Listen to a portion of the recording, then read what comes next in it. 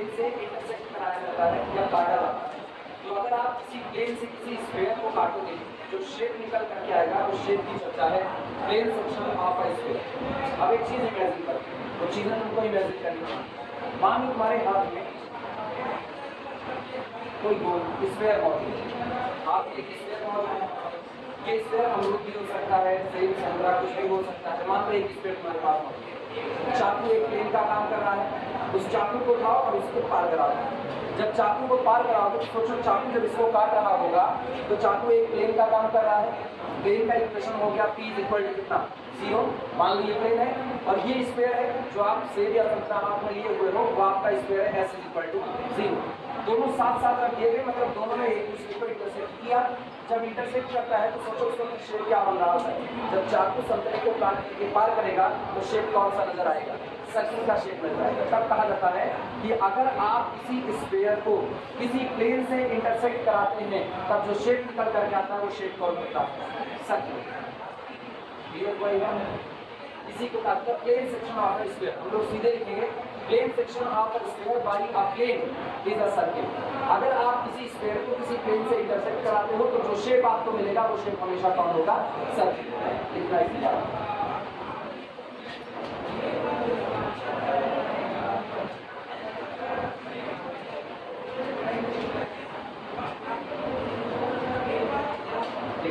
Section of a sphere,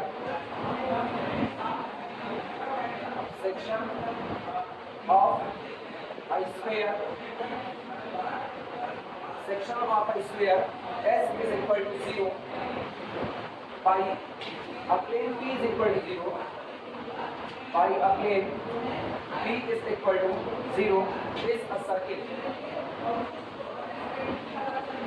is a circle called the circle of intersection, called जिसे कहा जाता है called the circle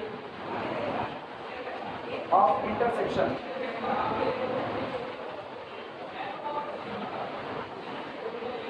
called the circle of intersection. Its equation is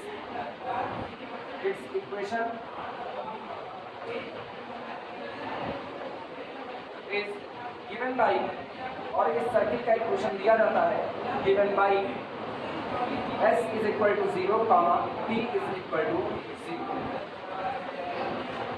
इस sphere और plane के equation को side by side रखो। ये लोग इंटरसेक्शन सर्किल का इक्वेशन रिप्रेजेंट करते हैं।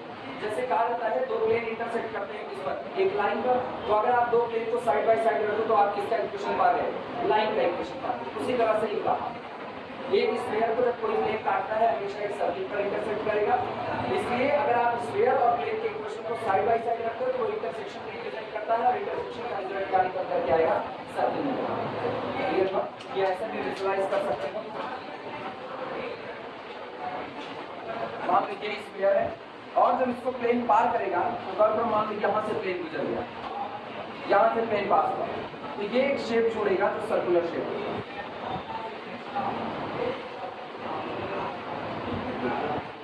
ये आपका स्फीयर हो गया S इज इक्वल टू 0।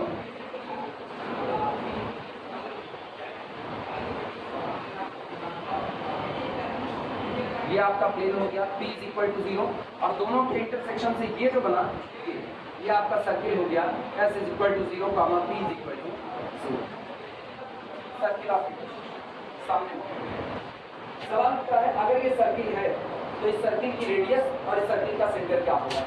दो चीजें निकल गया, सर्किल के पास रेडियस मौजूद होगी और सर्किल के पास अपना सेंटर मौजूद होगा। तब के लिए काम देखो क्या करेंगे, चूंकि स्फीयर का इक्वेशन आपको दिया गया है, अगर स्फीयर का इक्वेशन दिया गया है तो स्फीयर का स्टैंडर्ड फॉर्म इक्वेशन होता है x square plus y square plus z square plus 2ux plus 2by plus 2wz plus t is equal to 0।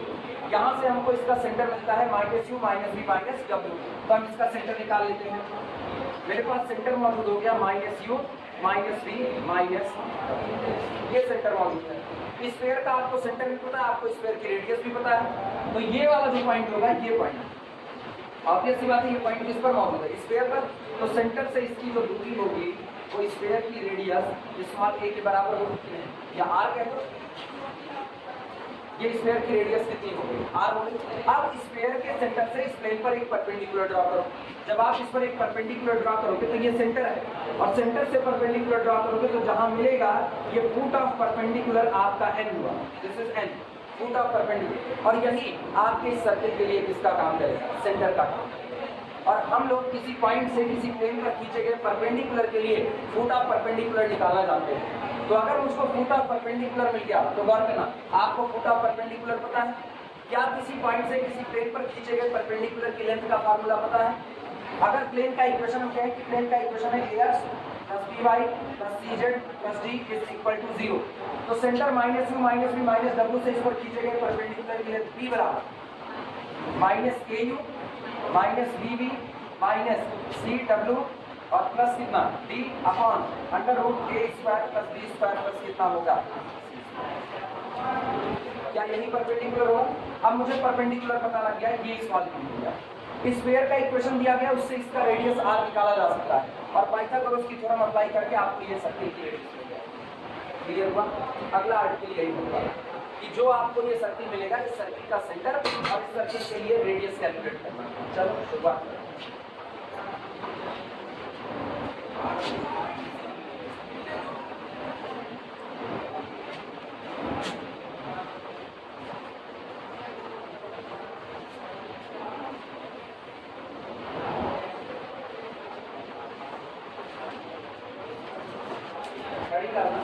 Center and radius of the circle, center and radius of the circle, figure में बताना, figure की सारी job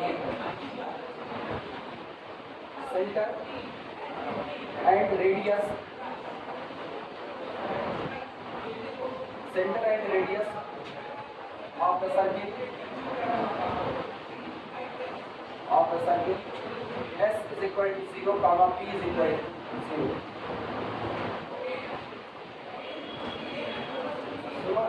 S is equal to 0 और P is equal to 0, ये दोनों अलग अलग circle के, सॉरी स्फीयर के और प्लेन के इक्वेशन। तो शॉर्ट में स्फीयर का S बराबर 0 लिख दिया जाता है, तो ये नहीं कंफ्यूज होना कि S बराबर 0 क्या है। साल 2016 की बात है, साल 2016 में पढ़ा रहे थे, और उसके बाद यही था, शुरुआत में ही बताते चले, जैसे अभी बताएं कि स्फीयर के इक्वेशन को S बराबर 0 लिखो, प्लेन के इक्वेशन को P बराबर 0 लिखो। लेकिन जब आप क्लास में ध्यान लगा कर सुनते रहे तो आपकी गलती है, मेरी है नहीं। एक जना खड़े हो गए, कहें सर इसमें S बराबर 0 क्या है, P बराबर 0 क्या है। अब क्या रखेंगे, तुमको नहीं पता, पूरी क्लास में बताने पर तुरंत बता सकते हैं, लेकिन जब हम ऑलरेडी शुरुआत से बता रहे हैं, लिख रहे हैं, बाकायदा यहाँ लिख रहे हैं कि स्फीयर का इक्वेशन S बराबर 0। अब उसके बाद भी तुम हमसे ये सवाल पूछो तो इसका मतलब तुम्हारा दिमाग को कंसंट्रेट नहीं है। सीधी सी बात, हम क्या तुम्हें को नहीं पता कि सबको नहीं पता है, तो मेरे दिमाग में निकला, हम यार अभी मेरे लोगों से पूछेंगे तो जवाब आ जाएगा। कॉलेज की बात, कॉलेज में पढ़ा, वो हमारे गाँव में होता है ना, तवा गए, हमको नहीं पता है, हम तवा गए तो मुझे तू दे कह रहे हैं सर आप पढ़ाते हैं, किसी को समझ में नहीं आता। ऐसे ही कह रहे सर आप पढ़ाते हैं, किसी को समझ में नहीं आता, इनको नहीं आता, इनको नहीं आता। हम कहे सुनो तुम सबको फंसा दोगे, इनको नहीं आता, इनको नहीं आता, हम खड़ा करा के कुछ पूछने लगेंगे पीछे वाला, तो बेचारा वो कह रहा है, बगल वाला बैठा है, कह रहा है चुप करो हमको आ रहा है, हाँ उसको नहीं आता। ईमानदार इस पर क्योंकि तीनों लोग, चार लोग बैठ करके बतिया रहे थे। अब निगाह ऐसी है नहीं कि आपकी निगाह जा नहीं देती। क्लास की स्ट्रेंथ 460, कॉलेज की बात होता है, 460 की स्ट्रेंथ बैठी हुई है, उसमें आप सबसे पीछे बैठ करके कंसंट्रेट नहीं कर रहे, बल्कि आप बतिया रहे हैं। हम तो अल्लाह करके बोल रहे हैं बिना माइक की 460 तक को पूरी आवाज़ पहुँचे, और आप ध्यान नहीं दे रहे। 3 लोगों को, 4 लोगों को इनको खड़ा किए, उनसे डीसीज डी आर पूछ रहे हैं, डीसीज की प्रॉपर्टी बताओ कि डीसीज का स्क्वायर करके ऐड करें कितना आएगा। कैसा पता नहीं कितना आएगा, सबसे पहला शर्त क्या पता नहीं कितना आएगा। हम क्या आए कि नहीं आए, कैसे नहीं आते थे। हम क्या ठीक बताओ कहाँ से आते थे, प्लेन से आते थे। हम क्या परपेंडिकुलर खींचने का फार्मूला बता दो, सब नहीं आता। एंगल निकालने का फार्मूला बता दो, नॉर्मल प्लेन अगर परपेंडिकुलर होंगे तो नॉर्मल का क्या हाल होगा, सब नहीं आता। अब तुम सोच लो, हम जितना पूछ रहे हैं उनको नहीं आता, और प्लेन मेरे ऊपर बोल दिए कि आप पढ़ा रहे हैं तो किसी को समझ नहीं आता। तो ये बहुत बड़ा क्वेश्चन मार्क है, इसीलिए कह रहे हैं ना, हमको याद रखो, उनको यही दिक्कत थी S बराबर 0, P बराबर 0 है क्या। तो जब आगे वाली लाइन खड़ी करना शुरू किया ना, आगे वाली मतलब शुरू से लेकर के 8 लाइन खड़ी करो, शुरू से लेकर के 8 लाइन पर सीट पे 7 स्टूडेंट बैठते हैं, लंबी सीट पर स्टूडेंट 7, पर सीट 7 स्टूडेंट, और एक लाइन में 3 सीट थी, तो 7 में 21, और 21 गुणे 8 कर लो। इतने स्टूडेंट कॉन्टिन्यूसली खड़े हुए और सारे लोगों ने बताया s इज इक्वल टू 0 का जनरल इक्वेशन होगा x square plus y square plus z square plus 2x plus 2y plus 2wz plus d is equal to 0। तब हम कहे भैया तुम इसको मल्टीप्लाई कर लो, हमारा पूरा भाग बहुत कमजोर है क्योंकि हम तुमको पढ़ा रहे हैं और हम बताएंगे। तो इसीलिए वो कहानी यहाँ पर याद दिला करके बता दे रहे हैं। कंसंट्रेट होकर के इसको सुनो, एक बात में तुम भी यही कहोगे आपका पढ़ाई को समझ नहीं आएगा। और ये अब हम सुनेंगे नहीं क्योंकि हम पढ़ा रहे हैं, हम साफ सुथरा बोल रहे हैं। ये एक सिंबॉलिक फॉर्म है केवल बस। आप बार बार उतना बड़ा इक्वेशन नहीं लिख सकते। सोचो अगर हम हेडिंग डालें स्फीयर और प्लेन का इंटरसेक्शन, तो इतनी दूर तो खाली स्फीयर का इक्वेशन लिखेंगे और फिर 3 हिस्सा लेकर के प्लेन का लिखेंगे, फिर हम हेडिंग पर आएंगे तो वो 2 लाइन की हेडिंग होगी। इसलिए शॉर्ट में लिखा जाता है s इक्वल टू 0 क्या रिप्रेजेंट करेगा स्फीयर को, p is equal to 0 plane को, और दोनों साइड बाय साइड आएंगे तो क्या बन जाएगा इंटरसेक्शन कर्व बनेगा। और इंटरसेक्शन कर्व है कौन मेरा सर्किल। आप चाहो तो प्रूफ कर सकते हो कि सर्किल होगा, चाहो तो प्रूफ कर सकते हो। कैसे वो सुनना। ये बताओ क्या स्फीयर की रेडियस कभी बदल सकती है? स्फीयर की रेडियस कैसी होती है कांस्टेंट। तो इसका मतलब r कैसा रहा कांस्टेंट रहा। अच्छा किसी पॉइंट से किसी प्लेन पर खींचे गए परपेंडिकुलर कितने होते हैं? एक या एक से ज्यादा? एक यूनिक होते हैं। तो ये लेंथ p भी कैसी रहेगी यूनिक। अब सोचो r यूनिक है p यूनिक है और ये जो लेंथ आ रही है np, अगर हम np को निकालें तो np इज इक्वल टू कितना होगा under root r square minus कितना p square, hypotenuse square minus perpendicular square, ये निकल गया। और तुम सोचो जब r फिक्स है p फिक्स है तो ये पूरी दूरी कैसी है कांस्टेंट आई कि नहीं? ये दूरी फिक्स हो चुकी है। अब ये दूरी कभी भी बदलने वाली नहीं है। उस दौरान सोचो n से p की दूरी कभी बदल नहीं रही है। आप ये p इस रास्ते पर चलता हुआ चाहे जहां जाएगा, ये पूरा रास्ता किसका है स्फीयर का किनारा है। अगर तुम गौर करो एक गोले पर जूम करो तो एक गोले की सतह के किनारे किनारे चलते रहोगे, आप किसकी सतह पर चल रहे हो स्फीयर की सतह पर। और स्फीयर की सतह पर कहीं रहोगे क्या आपका रेडियस r बदलने वाला है? तो चाहे आप p को यहाँ ले लो, चाहे आप p को यहाँ ले लो, चाहे p को यहाँ ले लो, जहां मर्जी वहां ये रेडियस r हमेशा कैसी रहेगी कांस्टेंट। इसका मतलब है n से p की दूरी कभी भी बदलेगी नहीं, वो कैसी रहेगी। और याद करो इस प्रतिबंध के साथ चलता हुआ कोई पॉइंट क्या बना सकता है केवल आप एक शर्त लगा दें कि एक फिक्स्ड पॉइंट है उससे तुम्हारी दूरी कभी बदलेगी नहीं कांस्टेंट रहेगी। तो सामने पॉइंट खड़ा हुआ है उस पर एक रस्सी में बांध के यहाँ पॉइंट से बांध दो, अब वो चलता रहेगा और ये दूरी बदलनी नहीं है तो कहाँ चलेगा एक सर्किल पर चलेगा। बस इसीलिए आप इसको चाहो तो प्रूव कर सकते हो, हालांकि प्रूफ की कोई नीड नहीं। प्रूव करने के लिए लैंग्वेज क्या लिखनी पड़ेगी? लैंग्वेज ये लिखनी पड़ेगी P is any arbitrary point on the sphere. P sphere पर मौजूद एक आर्बिट्री पॉइंट है जो कहाँ मौजूद है इंटरसेक्शन पर मौजूद है। किसके किसके? प्लेन के और स्फीयर के। तो P प्लेन का भी पॉइंट होगा और किसका होगा स्फीयर का भी होगा, ऑब्वियस सी बात है। तो इसका मतलब P be any arbitrary point which present on the intersection curve, जो इंटरसेक्शन कर्व पर मौजूद एक मनचाहा पॉइंट जहां मन के वहां ले, तुम्हारा मन यहां ले सकते हो यहाँ, चूंकि सही सलामत विजुलाइज हो इसलिए आपको इस किनारे को देना होगा क्योंकि फिगर किसका है? फिगर किसका है 3D का और बनाए किस पर हो 2D पर। ये एक दिक्कत है विजुलाइजेशन में, तो इसीलिए इस तरीके से लिया जाता है यहाँ का पॉइंट। अब आप कह दो radius of the sphere always be the constant. Sphere की रेडियस कैसी होती है कांस्टेंट या कह दो फिक्स्ड होती है। Perpendicular from a given point is fixed. So distance np always be the fixed. Whatever be the point p, whatever be the point p on the intersection curve, distance between the n and p always be the constant. So our curve must be the circle. और ये proof हो जाता है। Clear है ये बात? इसको यहाँ पर प्रूफ करने की कोई रिक्वायरमेंट। अब तुम लोग ये काम करो, अब ये फिगर तुम लोग बना सकते हो। हेडिंग डाल करके ये फिगर बना लो और इस पॉइंट को, ये चूंकि प्लेन है p बराबर 0 तो इस पॉइंट को प्लेन का ही कोई पॉइंट कैपिटल A मान लो, इसको n मान लो फुट ऑफ परपेंडिकुलर और सेंटर जो हम कह रहे हो सेंटर मान लो C मान लो, सेंटर को सेंटर C मान लो, स्फीयर का सेंटर।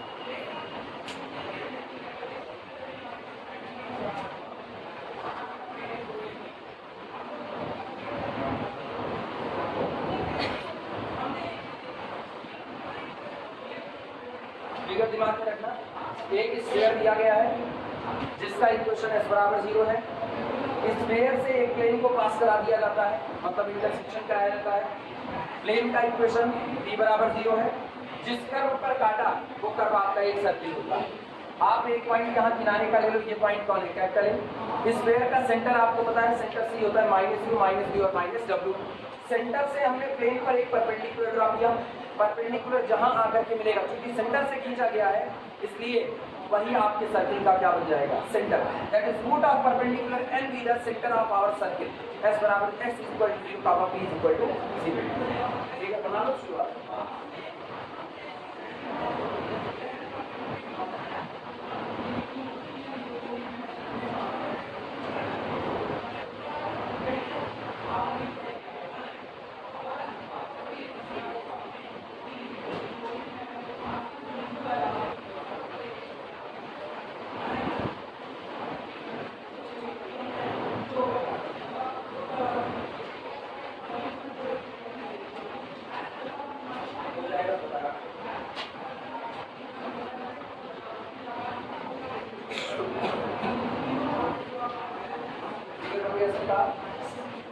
लिखने की शुरुआत करो। लिखो let capital N be the foot of perpendicular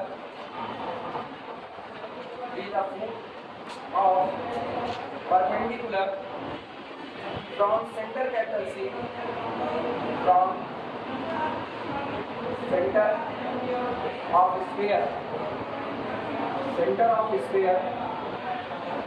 capital C to the plane P बराबर C। अभी मान रहे हैं माना L be the foot of perpendicular, N foot of perpendicular है फ्रॉम सेंटर, जो खींचा जाता है कहाँ से, सेंटर से। सेंटर भी किसका, स्फीयर का। जो स्फीयर के सेंटर से दिए गए प्लेन पर ड्रॉ किया जाता है उस परपेंडिकुलर का फुट ऑफ परपेंडिकुलर कौन हो गया, L हो गया। लाइन चेंज करना। Then N will be the center of circle, then capital N will be center of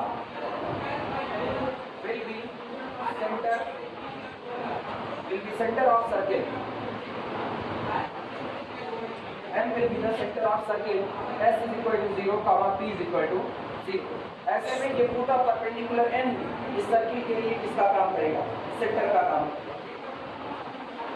centre से सर्किल पर जो आपने परपेंडिकुलर ड्रॉ किया है उसकी लेंथ स्मॉल p मान लो। Let small p be the length, let small p be the length of perpendicular from capital C to the plane।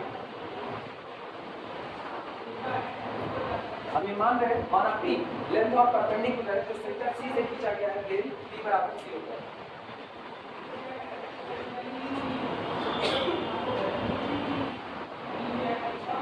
Then NA is equal to, बोलो NA कितना होगा, √ r² minus कितना, p², जहां r कौन है, sphere की radius. Clear है। Then NA is equal to √ r² minus p² is radius of the circle,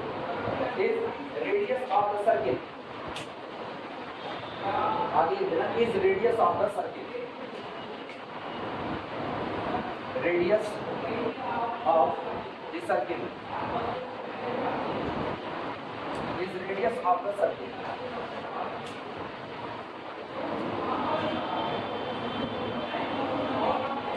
दो चीजें निकालिए, दोनों चीजें आप निकाल सकते हैं। फुट ऑफ परपेंडिकुलर निकालना हम लोग जानते हैं, किसी पॉइंट से प्लेन पर खींचे गए परपेंडिकुलर का कोऑर्डिनेट क्या होगा, फुट ऑफ परपेंडिकुलर का कोऑर्डिनेट निकालना जानते हो तो आप निकाल सकते हो, स्फीयर की रेडियस निकाल सकते हो, और ये दोनों मिल गया तो इसकी सर्किल के लिए आप रेडियस निकाल सकते हो। ये हुआ, इनके बीच की डिस्टेंस हो जाएगी। अगली बात, एक ऐसे दिमाग में सोचो, मान लो तुम्हारे हाथ में एक सेब है, पूरी तरह से गोल, पूरी तरह, और हाथ में एक चाकू है, और तुमको सबसे बड़ा हिस्सा खाना है, पहले चाकू को क्या करो ना, उसके ऊपर से पास कराओ, ऊपर से, तो बहुत छोटा सा टुकड़ा मिलेगा। थोड़ा और नीचे लाओ, टुकड़ा कैसा होगा, और बड़ा, और नीचे लाओगे तो और बड़ा होगा, और जब चाकू एकदम सेंटर से पास होगा तो आपको सबसे बड़ा सर्किल मिलेगा कि नहीं मिलेगा, हाँ या ना। जब आपको बहुत ज्यादा खाना तो कहते नहीं, इनका पीछे से काट के जा, अब या फिर किनारे से नहीं, और जबकि घर वाले बांटते तो इसे किनारे से काट करके देते हैं, तो जब आपको किनारे से मिलता है तो आपका ग्रेट सर्किल नहीं, जब आप बीच से काटते हो तो आपको सबसे बड़ा सर्किल मिलता है, इसलिए उसका नाम दिया जाता है great circle. When plane passes through the centre, जब आपका प्लेन कहां से पास होगा, स्फीयर के सेंटर से पास होगा, उस दौरान आपको जो सर्किल मिलेगा वो क्या कहलाएगा, ग्रेट सर्किल कहलाएगा। लिखना है इसको, हेडिंग आपको ग्रेट सर्किल।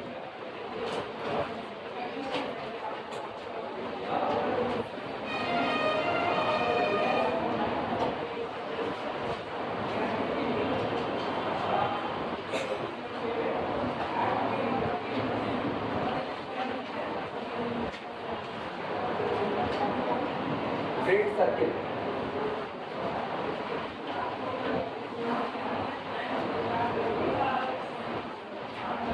ग्रेट सर्किल से ना सोचना बहुत महान है, ऐसा कुछ नहीं। ग्रेट का मतलब केवल और केवल बड़ा सर्किल बस। लिखा है if p is equal to 0, p बराबर 0 क्या है, if p is equal to 0 passes through the center, passes through the center, passes through the center of sphere.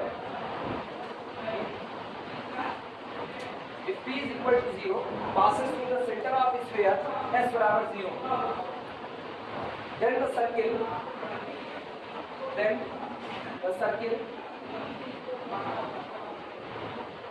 s is equal to 0, p is equal to 0.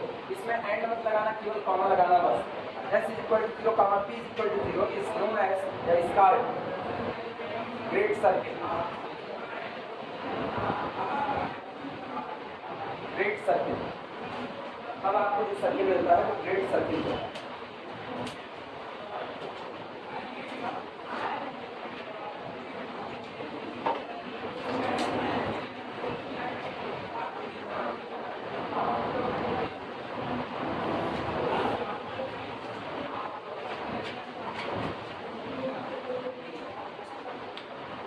मतलब 3 बार ऐसा intersection होता है, 3 बार जब दो curve एक दूसरे को इंटरसेक्ट कर रहे हो और आपको सर्किल मिलेगा।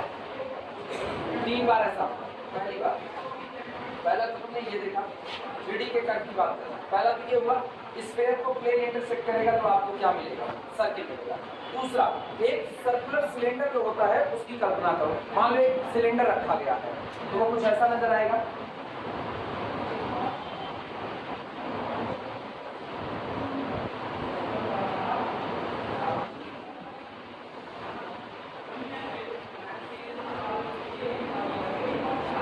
सिलेंडर ये रहा और ये इसकी एक्सिस।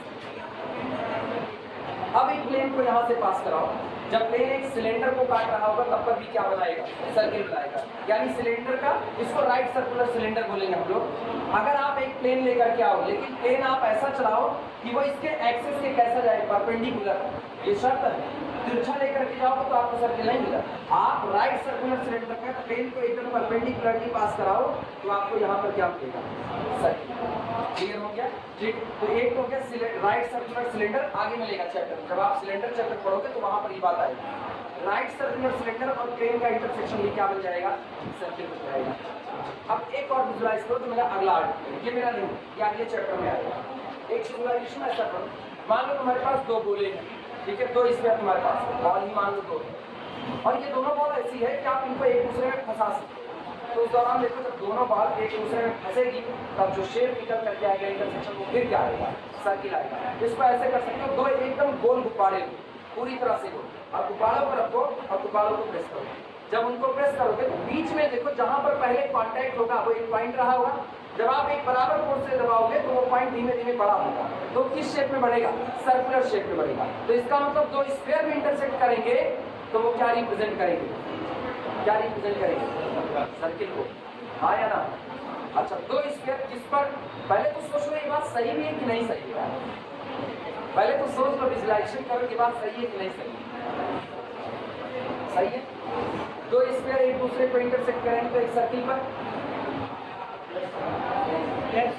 हाँ या ना। तो इस सर्किल का इक्वेशन क्या दोगे,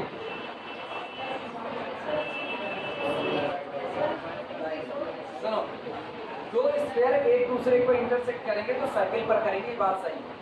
लेकिन जब इस सर्किल का इक्वेशन लिखना होगा तो अभी भी गौर करो, तुमको सर्किल का इक्वेशन लिखने के लिए 2 चीजों की रिक्वायरमेंट है। पहला किसकी, पहला स्फीयर की और दूसरा किसकी, प्लेन की। तो आपको अब इस सर्किल का इक्वेशन लिखने के लिए एक प्लेन भी चाहिए होगा। वो प्लेन कैसे मिलेगा, वो प्लेन दोनों स्फीयर के इंटरसेक्शन से मिलेगा। दो स्फीयर जब इंटरसेक्ट करेंगे तो एक सर्किल पर इंटरसेक्ट करेंगे और वो सर्किल एक प्लेन पर लाई करेगा। उस प्लेन का इक्वेशन अगर आपको पता चल जाए तो आप किसी भी एक स्फीयर को चुन लो, S1 बराबर 0 और दूसरा आप प्लेन चुन लो। S1 बराबर 0 comma plane is equal to 0, ये कर दो आप, ये आपका क्या रिप्रेजेंट करेगा, सर्किल। आप दूसरा स्फीयर चुन लो, S2 is equal to 0 comma plane, ये भी क्या रिप्रेजेंट करेगा, सर्किल। तो अब सवाल ये उठता है कि दोनों स्फीयर जब एक सर्किल पर इंटरसेक्ट करेंगे तो सर्किल तो 2D का फिगर है, ये सर्किल किस प्लेन पर लाई करेगा, आओ उसकी बात करते हैं।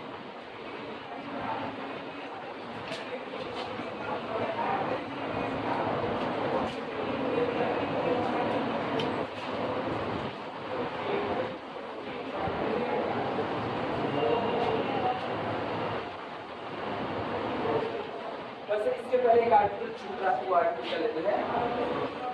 Sphere through a circle, ID डालना है, sphere through a circle, through a circle, किसी सर्किल से होकर के जाने वाला स्फीयर कौन होता है। कॉन्सेप्ट को जोड़ो जाकर के उधर लाइन से, ये बताओ।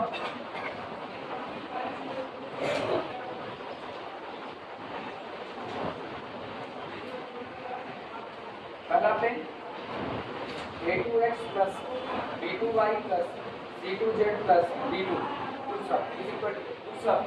अब दोनों प्लेन साइड बाई साइड रखेंगे तो क्या रिप्रेजेंट करेंगे, एक लाइन। अब ये बताओ अगर दोनों प्लेन को ऐसे करते हैं, दोनों प्लेन के इंटरसेक्शन से गुजरने वाला प्लेन क्या लिखेंगे।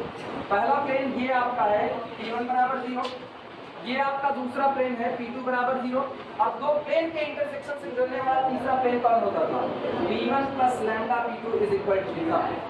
यही कॉन्सेप्ट यहाँ अप्लाई किया। मेरे पास सर्किल है S is equal to 0 comma P is equal to 0। इस सर्किल से गुजरने वाला स्क्वायर अगर मुझको करना है तो हमको केवल कहना पड़ेगा S plus lambda P is equal to. This is the square passing through the given circle. आपको दी गई सर्किल से गुजरने वाला स्क्वायर समझ में आई बात ना? इस पर ऐसा इस तरीके से मान लीजिए कई लोगों को नहीं समझ आता तो एक कहानी सी बन जाती है। इस पर आप चाकू चलाए, चाकू चलाने के बाद सर्किल आपके हाथ पर आ गया, वो आधा कट गया और आपको क्या दिखने लगा, सर्किल दिखने लगा। मतलब स्फीयर का और प्लेन का इंटरसेक्शन सर्किल दिखेगा। आप तो उसको सर्किल ना दिखे, उसको वापस स्फीयर नजर आ गया तो क्या करो, फेविक्विक से चिपका दो। यही ना, खाने लायक नहीं जगह चिपका तो दोगे। और दोनों को फेविक्विक से अगर तुमने चिपका दिया तो उसके बाद फिर क्या तुमको स्फीयर नजर आ गया कि नहीं। अब सर्किल दिख रहा है, अब तो नहीं दिख रहा। तो लैम्डा वो फेविक्विक है, ये आपका स्फीयर है, ये आपका प्लेन है, दोनों का इंटरसेक्शन हुआ था तो अलग अलग हो चुके थे। अब आपको एक सर्किल नजर आ रहा था, आप क्या किए, ये गैप भी खत्म कर दिया, plus lambda P is equal to कितना कर दिया 0। अब ये क्या बन चुका है, आज बात समझ में, ये कहानी है, याद की जाती है। ऐसे याद है तो वैसे, वैसे याद है जो तुम्हारा मन करके दिखाते। सुनो, मान लो तुमको एक स्फीयर का इक्वेशन दिया था, ध्यान देना, x square plus y square plus z square plus 2ux plus 2 dy plus 2 wz plus d is equal to 0। अब मान लो तुमको एक प्लेन दिया जाता है, प्लेन तुमको दिया गया स्फीयर s बराबर 0 ये आपका होगा, और प्लेन दिया जा रहा है मान लो a1x plus b1y plus c1z plus d1 is equal to कितना, ये प्लेन। आज दोनों साइड बाई साइड रिप्रेजेंट रखेगा तो ये क्या रिप्रेजेंट करेंगे, सर्किल को। जब दोनों के बीच का फर्क खत्म करो, इनको लैम्डा से ऐड करो तो s और ये कौन है p बराबर 0, ऐड करो लैम्डा से, s plus lambda p is equal to, दिमाग चलाना, क्या x square y square z square का टर्म उधर है नहीं, तो एज इट इज आया x square plus y square plus कितना हो गया, क्लियर हुआ। अगला देखो x का टर्म उधर है, x का टर्म ये कितना है a1x, लैम्डा से मल्टीप्लाई होगा कितना बनेगा लैम्डा a1x, और इधर गौर करो 2ux, x को कॉमन कर लो प्लस कितना आया 2u प्लस लैम्डा बाहर कितना लैम्डा a1 ये। अगला सोचो y के लिए plus 2v plus lambda v1 plus 2w plus lambda c1 और बाहर कितना रहा z। फिर प्लस अगला बोलो constant d plus lambda d1 is equal to यही बनेगा। ये बताओ ये इक्वेशन क्या है, x square y square z square का कोफिशिएंट आपस में एक बराबर कितना 1। इसमें x का टर्म मौजूद है, y का मौजूद है, z का। क्या इसमें x y का टर्म मौजूद है? क्या y z का है? क्या z x का है? नहीं। मतलब जो टर्म है केवल x के y के और z के 1 डिग्री में है और x square y square z square ये सेकंड डिग्री में इक्वल कोफिशिएंट लेकर के मौजूद है। किसको रिप्रेजेंट करता है ये? इसमें लैम्डा की रही बात, लैम्डा की वैल्यू क्या होगी उसके लिए हर बार आपको एक कंडीशन दी जाएगी, वो कंडीशन अप्लाई करके लैम्डा की वैल्यू निकाली जा सकती है। समझ में आई बात? तो अगर आपको इसमें दिया गया s बराबर 0, प्लेन दिया गया p बराबर 0 और दोनों साइड बाय साइड रख करके एक सर्कल दे दिया गया और क्या गया इस सर्कल से गुजरने वाला स्क्वायर कौन होगा, तो शर्त लगा दी s plus lambda p equal to ये वो स्क्वायर होगा जो इस सर्कल से वो करके जा रहा है। क्लियर है? इसका मतलब ये स्क्वायर इस सर्कल को अपने पास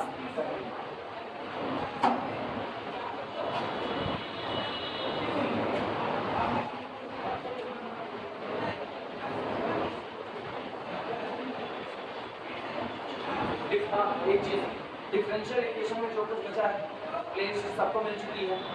ठीक है, लेक्चर ज़्यादा है कम है और सारे लेक्चर 1 घंटे के ऊपर, कम का कोई नहीं है।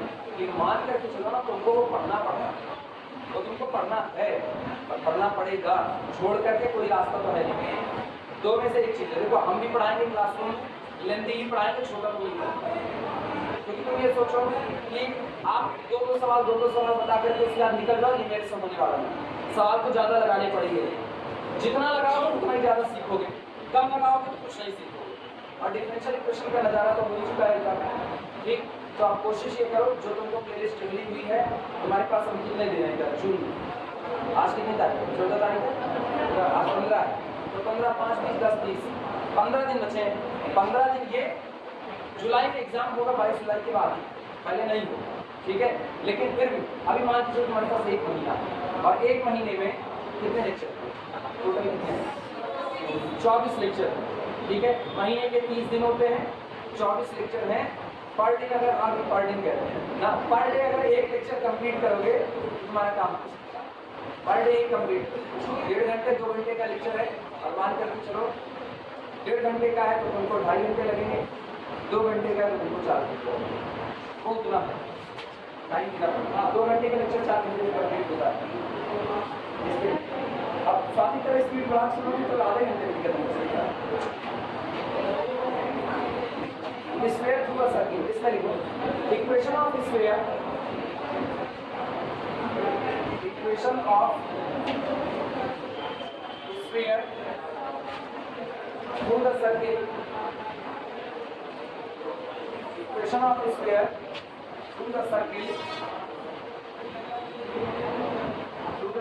s is equal to 0, comma p is equal to 0 is s plus lambda p is equal to 0।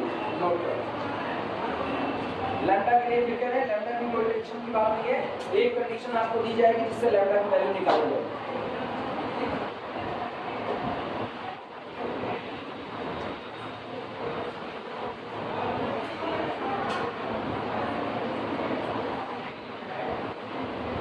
Total ना 3 चैप्टर है जो तुमको प्लेलिस्ट शेयर की गई, तो एक चैप्टर नहीं है, तो 3 चैप्टर है और ये 3 चैप्टर मेनली बचे हुए हैं।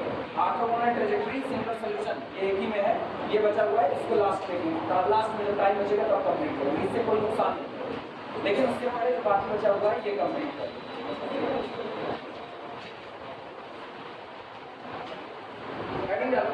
Section of 2 square, section of 2 square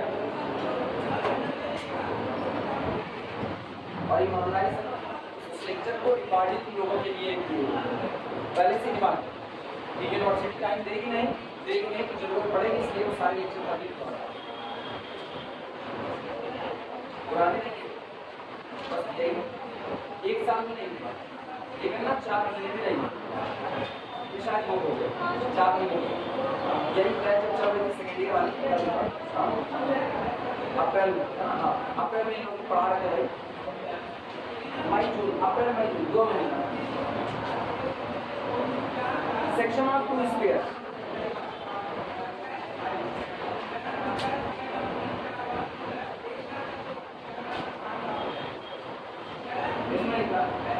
section of two sphere is a circle.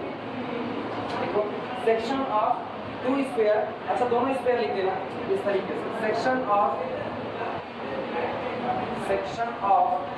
To sphere,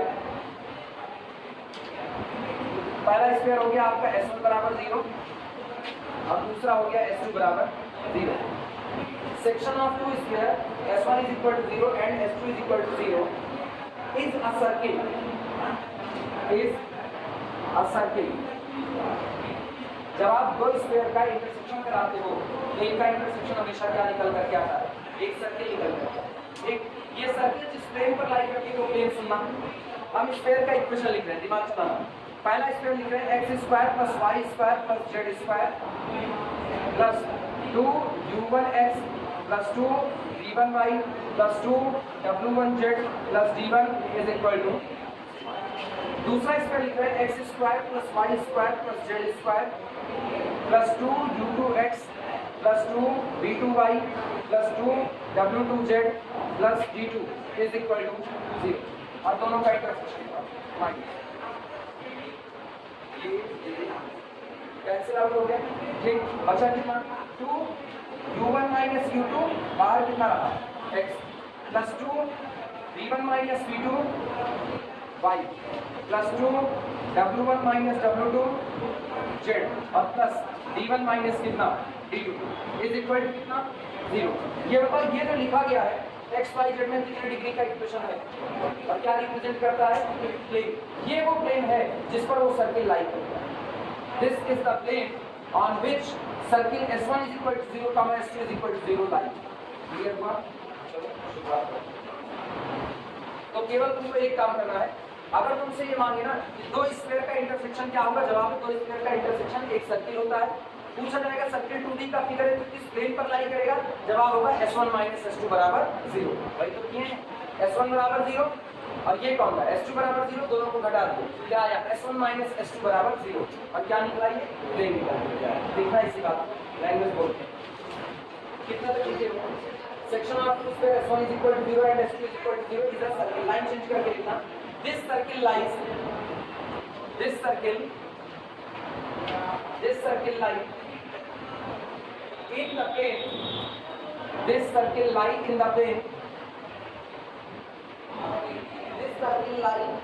the plane, S1 - S2 is equal to 0, this circle lie in the plane S1 - S2 is equal to 0। ये circle एक plane पर लाई करती है और plane में S1 - S2 is equal to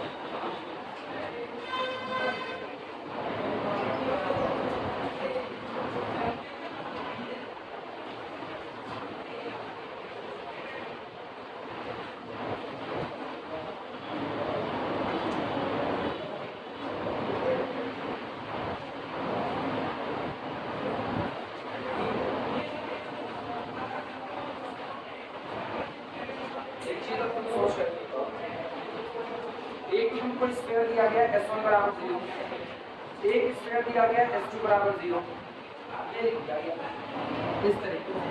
तो आपको क्या मिल गया, एक सर्किल मिल गया, ये आपको एक सर्किल मिल गया। अब हम तुमसे कह रहे हैं इस सर्किल से होके जाने वाला स्फीयर बताओ, तो क्या बताओ इस सर्किल से होके जाने वाला स्फीयर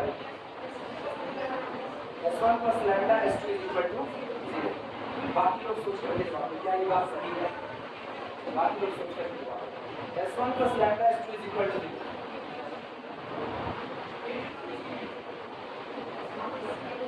सही है या नहीं, सही है, सही। अगर ये एक सर्किल है तो सर्किल से गुजरने वाला स्फीयर केवल लैम्डा से इन दोनों को क्या कर दो, कनेक्ट कर दो। S1 + lambda S2 = 0। लेकिन ये एक नहीं हो, आप इसको चाहो तो दूसरे तरीके से बता सकते हो। दूसरा तरीका मेरे पास है, ये सर्किल एक प्लेन पर लाई करेगा। तो अगर वास्तविकता में सर्किल का इक्वेशन लिखना चाहे तो चाहे तो ये लिखे, और चाहे हम लिखे S1 बराबर 0 S1 माइनस S2 बराबर 0, क्योंकि ये दोनों जब इंटरसेक्ट करेंगे तो सर्किल जिस प्लेन पर लाई करेगा वो प्लेन कौन होगा, ये, यानी इस प्लेन ने इससे इंटरसेक्ट किया तो आपको क्या मिला था, सर्किल। बात विजुअलाइज हो रही है, सुनो, एक आपको स्क्वायर ये मिला, एक स्क्वायर ने इसको इंटरसेक्ट किया और दोनों का इंटरसेक्शन ये आपको एक सर्किल मिला। लेकिन ये सर्किल किसी प्लेन पर लाई कर रही है कि नहीं, तो अगर कोई इस सर्किल का इक्वेशन मांगे, इसका इक्वेशन है S1 = 0, S2 = 0। एक तो ये तरीका है बताने का, लेकिन इस सर्किल को रिप्रेजेंट करने का एक ही तरीका नहीं, और भी तरीका है। कैसे? हम जानते हैं कि सर्किल के इक्वेशन को लिखने के लिए आपको दो चीजों की दरकार है, पहला स्फीयर और दूसरा कौन सा, प्लेन, पुराने आर्टिकल से। तो अगर मुझको स्फीयर की बात करें तो मेरे पास ये स्फीयर पड़ा हुआ है, मुझे एक प्लेन और मिल जाए जो प्लेन इंटरसेक्ट किया होगा तो ये सर्किल बना होगा, तो उस प्लेन को बगल में लगा दो, तो इधर स्फीयर और बगल में प्लेन दोनों मिलकर के क्या बन जाएंगे, सर्किल बन जाएंगे। यही पता, तो पता करो ये वाली सर्किल, ये जो बनी हुई है ये सर्किल, ये किस प्लेन पर लाई की होगी, वो प्लेन भी हम निकाल चुके हैं, वो प्लेन कौन है, S1 माइनस S2 = 0। तो अगर आप इस स्फीयर को चुन लो और इस प्लेन को चुन लो तो आपको ये सर्किल का इक्वेशन मिल जाएगा। आपकी मर्जी, आप इस स्क्वायर को चुन लो। मतलब इस सर्किल को लिखने के आपके पास तीन तरीके, पहला S1 = 0, S2 = 0, दूसरा S1 = 0, S1 माइनस S2 = 0, और तीसरा S2 = 0, S1 माइनस S2 = 0। ये सेम, ये डिफरेंट, ये तीनों एक ही सर्किल के इक्वेशन। अब अगर कोई पूछे इस सर्किल से होकर के जाने वाला स्फीयर क्या होगा, उसके लिए तुम्हारे पास तीन तरीके, पहला S1 + लैम्डा S2 = कितना। जब आप सर्किल का इक्वेशन ये लोगे तो प्लेन का सॉरी इस सर्किल से जाने वाला स्फीयर कौन होगा, S1 + लैम्डा S2 = आया। इसका हल बताओ, S1 + lambda S1 minus S2 = कितना, और इससे S2 + lambda S1 minus S2 = कितना। तीन में से कोई भी आप ले सकते हो, क्योंकि ये तीनों अलग अलग नहीं बल्कि सेम सर्किल को रिप्रेजेंट करते हैं। क्लियर हुई बात? लिखना चाहे तो कोरोली लिख लो या वैसे लिख लेना, कोरोली डालो, कोरोली।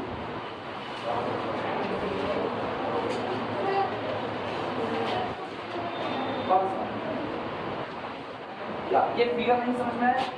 ये फिगर बच्चे 3D का फिगर है, 2D में ये सर्किल हम बना भी नहीं सकते, 2D में नहीं बना सकते। बस मेरी केवल कोशिश है वो तुमको विजुलाइज करनी पड़ेगी। ये रहा, हम कुछ भी करें ना तो तुमको एक रत्ती वाली बॉल के जैसा नजर आएगा। रत्ती की बॉल डालती है नहीं, अच्छा गुल्ली देखियो, गुल्ली गाँव गुल्ली डंडा खेला जाता होगा ना, गुल्ली को थोड़ा सा बड़ा कर दो, रबड़ की बना दो, वो रबड़ी की बॉल ठीक उसी शेप में ये दोनों का हमेशा है। अब ये है सर्किल, दिखेगा नहीं सर्किल क्योंकि हम फिगर उसमें बना रहे हैं 2D में, और है इसका 3D का, इसीलिए इसको ऐसा विजुलाइज करो। मान लो एक बॉल रखी गई है, एक बॉल ये रखी गई है, एक बॉल उसके अंदर में ना आरी लगा दो एक जगह पर, और आरी लगा करके उसको काट दो, जितना इसको काटा उतना ही इसको काटो और दोनों को सटा दो, जहाँ पर सटेगी एक क्या बनेगा, एक सर्किल बनेगा। ये इंटरसेक्शन मतलब हमने वो पोर्शन ही निकाल दिया जो पोर्शन इनके कॉन्टेक्ट में आए थे, तो दोनों शेप तुमको कैसे नजर आ गए, सर्किल। ये दोनों जब इंटरसेक्ट होंगे तो यही सर्किल निकलता है। इस सर्किल का इक्वेशन देने के लिए आपके पास तीन तरीके हैं, चाहे आप लिखो S1 = 0, S2 = 0, दो स्फीयर साइड बाई साइड रखेंगे मतलब वो इंटरसेक्ट हुए, और इंटरसेक्ट होंगे तो किस पर होंगे, सर्किल पर। लेकिन ये सर्किल किसी प्लेन पर लाई कर रहा होगा, तो अगर आप वो प्लेन निकाल लो तब भी आप सर्किल का इक्वेशन दे दोगे। प्लेन होता है S1 माइनस S2 = 0, तो सर्किल क्या होगी, S1 = 0, S1 minus S2 = 2 minute video रोको, एक तो 3D इमेज दिखाई है, नहीं समझ नहीं आया, वीडियो रोक दो, वो नीचे जो पैरेलल लाइन बनी होगी वही, तो अलग से प्लेन हम नहीं ले सकते, जब आपको अलग से प्लेन दिया जाएगा तभी अलग से प्लेन दिया जाएगा। अदरवाइज आपको अभी क्या तुमको दो चीज दीजिए, शुरुआत वाला आर्टिकल याद करो, जो पहले वाले को साथ में रखते हैं ना, लोग कंफ्यूज होते हैं। पहले आपको एक स्फीयर दिया गया, ये अलग से आपको दिया गया, स्फीयर का इक्वेशन ऐसे पर्टिकुलर अलग से दिया गया, आपको इधर अलग से एक प्लेन दिया गया P = 0, आप क्या करते हो, आप इस प्लेन को यहाँ से इंटरसेक्ट करा के पार कर देते हो।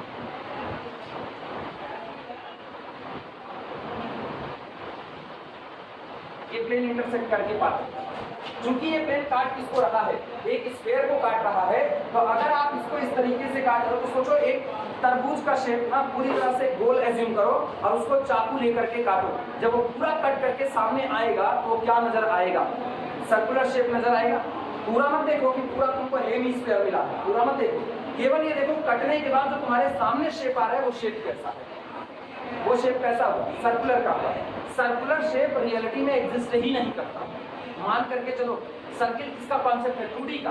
2D का एक तो कर्व नहीं होगा जो तुमको रियल लाइफ में मिलेगा, एक भी कर्व नहीं होगा, वो तुमको मानना पड़ेगा। चलो ठीक है ऐसा होगा, तुम एक काम करो ना, तुम दो साइड बाई साइड दो चाकू रखो और एक बराबर से उनको तरबूज पर चला दो, एक बराबर से, और दोनों को तुम एक प्लेन मानो। तो जब वो काट करके पार हुए तो सोचो तुमको बीच में एक छल्ला टाइप का निकल करके आया कि नहीं, वो पूरा छल्ला कैसा होगा तुम्हारा, सर्किल होगा। अब सोचो वो है कॉल रिंग, हम उसको बोल क्या है, सर्किल, क्योंकि मुझको 3D का फिगर 2D में समझना है। 2D के फिगर रियल लाइफ में होते नहीं तो आप बना कहाँ से दोगे। सवाल तो इस बात है, जो तुमको सर्किल मिलेगा भी तरबूज को काटने पर, क्या वो बाहर तैरता रहेगा, वो उसी आपके जो हेमिस्फीयर बना है उसी के ऊपर आपको नजर आएगा। तो जब किसी प्लेन पर कोई फिगर बना नजर आता है तो वो कैसा फिगर होता है, 2D का। क्यों, वो किस पर नजर आ रहा है, प्लेन पर बना हुआ। और तरबूज काटने के बाद जो दोनों टुकड़े अलग अलग हो गए वो आपको किसी प्लेन पर नहीं नजर आ रहे, वो आपको स्पेस में नजर आ रहे हैं, तो वो आपके क्या हो गए, वो 3D के शेप। 3D के शेप रियल लाइफ में होते हैं, पेपर पर नहीं होते हैं। 2D के शेप ऑन द पेपर होते हैं, रियल लाइफ में एक को नहीं होती। आई बात समझ में। तो इसको ऐसा विजुलाइज करो कि तुमने दो चाकू लेकर के इसको काट दिया और तुमको एक छल्ला निकल करके आ रहा है, वो तुम्हारा सर्कुलर शेप जो नजर आता है। यहाँ क्या था, यहाँ आपको स्फीयर अलग दिया गया, प्लेन अलग दिया गया, तब कहा गया दोनों को साइड बाई साइड रखेंगे, s बराबर 0, p बराबर 0। तो जो विजुलाइज होगा वो विजुलाइजेशन आपका क्या होगा, सर्किल। ये अलग बात। फिर इन्होंने कहा अगर हम आपको दो स्फीयर दे दो, अभी क्या दिया था, एक स्फीयर और एक प्लेन, अब क्या करें हम आपको दो स्फीयर दे देते हैं, दो अलग अलग स्फीयर। पहला स्फीयर दे दिया s1 बराबर 0, दूसरा स्फीयर दे दिया s2 बराबर 0। अब विजुलाइजेशन यही है कि आपको दो एकदम परफेक्टली गोल गुब्बारे दे दिए गए, दो गुब्बारे अलग अलग, दोनों किसको रिप्रेजेंट करें, स्फीयर को। दोनों गुब्बारों को उठाओ और टच करा दो एक जगह पर। जब टच किए तो क्या बना, एक पॉइंट बना। पॉइंट क्या होता है, सर्किल। पॉइंट कहाँ मौजूद होगा, ये कौन है, सर्किल। क्यों, ये वो सर्किल है जिसकी रेडियस r बराबर कितनी है, 0। तो ये तो हो गया आपका पॉइंट। अब धीमे से एक काम करो ना, गुब्बारे को प्रेस करो। गुब्बारे को जब प्रेस करोगे तो और ऐसा एज्यूम करो कि गुब्बारे एक दूसरे के अंदर में धंस रहे हैं। नॉर्मली वो धंसेंगे नहीं, लेकिन आप अच्छा ना भी धंसाओ, क्यों ही एज्यूम करो आपने उसको प्रेस किया, तो प्रेस किया तो क्या वो सर्किल बढ़ेगा कि नहीं बढ़ेगा, जो पॉइंट था छोटा सा वो बढ़ेगा। गुब्बारे का सरफेस एक दूसरे को प्रेस करेगा तो वो धीमे धीमे बढ़ेगा, लेकिन किस शेप में बढ़ेगा, सर्कुलर शेप में बढ़ेगा। ये विजुलाइज हो पा रहा है कि नहीं हो पा रहा ना। ये बिल्कुल वैसा है जैसे आप गुब्बारे को लो, यहाँ पर शीशा रखो और शीशे में इसको प्रेस करो। जब प्रेस करोगे तो सोचो शीशे पर ये कैसा दबता हुआ बढ़ेगा, सर्कुलर शेप में बढ़ा होगा। तो अब दो स्फीयर, एक तुम्हारे हाथ में एक शीशे में है, दो स्फीयर को आपने आमने सामने कर दिया, दोनों स्फीयर को आप इंटरसेक्ट करा रहे हो, तो उस दौरान भी आपको क्या मिल रहा है, सर्किल। ये अलग कॉन्सेप्ट है। यहाँ प्लेन से सर्किल को काटा गया, यहाँ सर्किल से सर्किल को काटा गया, सॉरी स्फीयर से स्फीयर को काटा गया, यहाँ स्फीयर से प्लेन को काटा गया। क्लियर हुआ। तो यहाँ और यहाँ दोनों ही जगह आपको मिलेगा क्या, सर्किल मिलेगा। लेकिन सर्किल कैसा शेप है, 2D का। 2D के शेप कहाँ मौजूद होंगे, प्लेन पर। तो सवाल ये उठता है जो सर्किल आपको इनके इंटरसेक्शन से मिला वो सर्किल किस प्लेन पर लाई करेगा, वो प्लेन कौन होगा। तो जवाब मिलता है इन दोनों को सब्ट्रैक्ट कीजिए, s1 minus s2 is equal to 0। आपको 1 डिग्री का जो इक्वेशन मिलेगा वो आपका क्या होगा, एक प्लेन होगा। और ये जो सर्किल बन रहा है ये उसी, चूंकि वो भी किससे मिला, इंटरसेक्शन से मिला है, और ये इंटरसेक्शन कर्व है, तो intersection curve lie on the intersection plane, ये वहां पर जाकर के लाई कर जाएगा। तो आपको वहां से एक प्लेन मिलता है। अगर s1 बराबर 0 पहला स्फीयर, s2 बराबर 0 दूसरा स्फीयर, और दोनों को साइड बाई साइड रख दो तो क्या रिप्रेजेंट करेंगे, सर्किल। लेकिन सर्किल को लिखने का एक तरीका और होता है। अब एक ही इक्वेशन को लिखने के 3 तरीके से आ गए। सर्किल को लिखने का एक तरीका और होता है जो अभी हम पहले सीख चुके हैं, जब आपको एक स्फीयर और एक प्लेन दे दिया जाए, प्लेन वो जिस पर ये सर्किल लाई कर जाए, प्लेन वो जिस पर ये सर्किल लाई कर जाए, तो उस दौरान हम इसमें से कोई भी एक स्फीयर चुन लो, s1 बराबर 0। बगल में आप वो प्लेन रख दो जिस प्लेन पर ये सर्किल लाई कर रहा है, और वो प्लेन आपको कैसे मिलेगा, s1 minus s2 is equal to 0। तो उसी सर्किल को लिखने का एक तरीका आपको ये भी मिल गया। दूसरा, आप ये स्फीयर ना चुन करके दूसरा ले लो, s2 बराबर कितना 0। अब ये वाला जो स्क्वायर है इसके बगल में आप प्लेन लगा दो। प्लेन कौन सा? वही जो अभी आपको मिला था, S1 - S2 बराबर 0। तो चाहे इनकी बात करो, चाहे इनकी, ये तीनों दिखने में अलग अलग हैं, लेकिन ये एक ही सर्किल को रिप्रेजेंट करें। जो सर्किल कब बना? जब S1 और S2 दोनों स्क्वायर आपस में क्या करते हैं, दिखेंगे अलग, लेकिन है ये तीनों किसके? एक ही सर्किल। क्लियर हुआ? ये अलग कॉन्सेप्ट है, ये अलग। यहाँ तुमको ऑलरेडी एक स्क्वायर एक प्लेन दे दिया था, यहाँ तुमको सिर्फ 2 स्क्वायर दिए गए। उन 2 स्क्वायर से हमने एक प्लेन निकाला और फिर हम सर्किल लिख पाएंगे। क्लियर हुआ? ये जनरल आर्टिकल है, ये पर्टिकुलर आर्टिकल है, जब आपके दोनों कर्व स्फेरिकल हो जाएंगे। अगली बात सुनो, इस सर्किल से होकर के जाने वाला स्क्वायर लिखना हम जानते थे। अगर आपको सर्किल दी गई है तो उससे जाने वाला स्क्वायर होता था S + लैम्डा p = कितना? इसी कॉन्सेप्ट को इस पर लगा दो। सर्किल का इक्वेशन है S1 = 0, S2 = 0। तो इस सर्किल से गुजरने वाला स्क्वायर कौन होगा? S1 + लैम्डा S2 = कितना? 0। ये भी तो वही सर्किल है, सेम सर्किल। तो इसका मतलब चाहे ये वाला स्क्वायर लिख दो, चाहे आप ये वाला लिख दो। इससे गुजरने वाला स्क्वायर कौन होगा? S1 + lambda S1 - S2 = 0। इससे क्या लिखोगे? S2 + lambda S1 - S2 = 0। और तीनों लैम्डा को निकालने के लिए आपको एक कंडीशन दी जाएगी। तीनों इक्वेशन अलग अलग आप निकाल सकते हो, लेकिन तीनों रिप्रेजेंट किसको करेंगे? सेम सर्किल को, सॉरी सेम स्क्वायर को रिप्रेजेंट। ये बातें क्लियर हो? तो ये अलग है और ये अलग है। अभी समझ में आया? तुम चाहो तो तुम इसको कह सकते हो, पहले S1 - S2 = 0 और फिर कह दो टेक S1 - S2 = क्या? फिर कह, अब तुम लिखो S2 = 0, p = 0। कितना करने की जरूरत है? ये भी पता है, प्लेन है, काम पता है।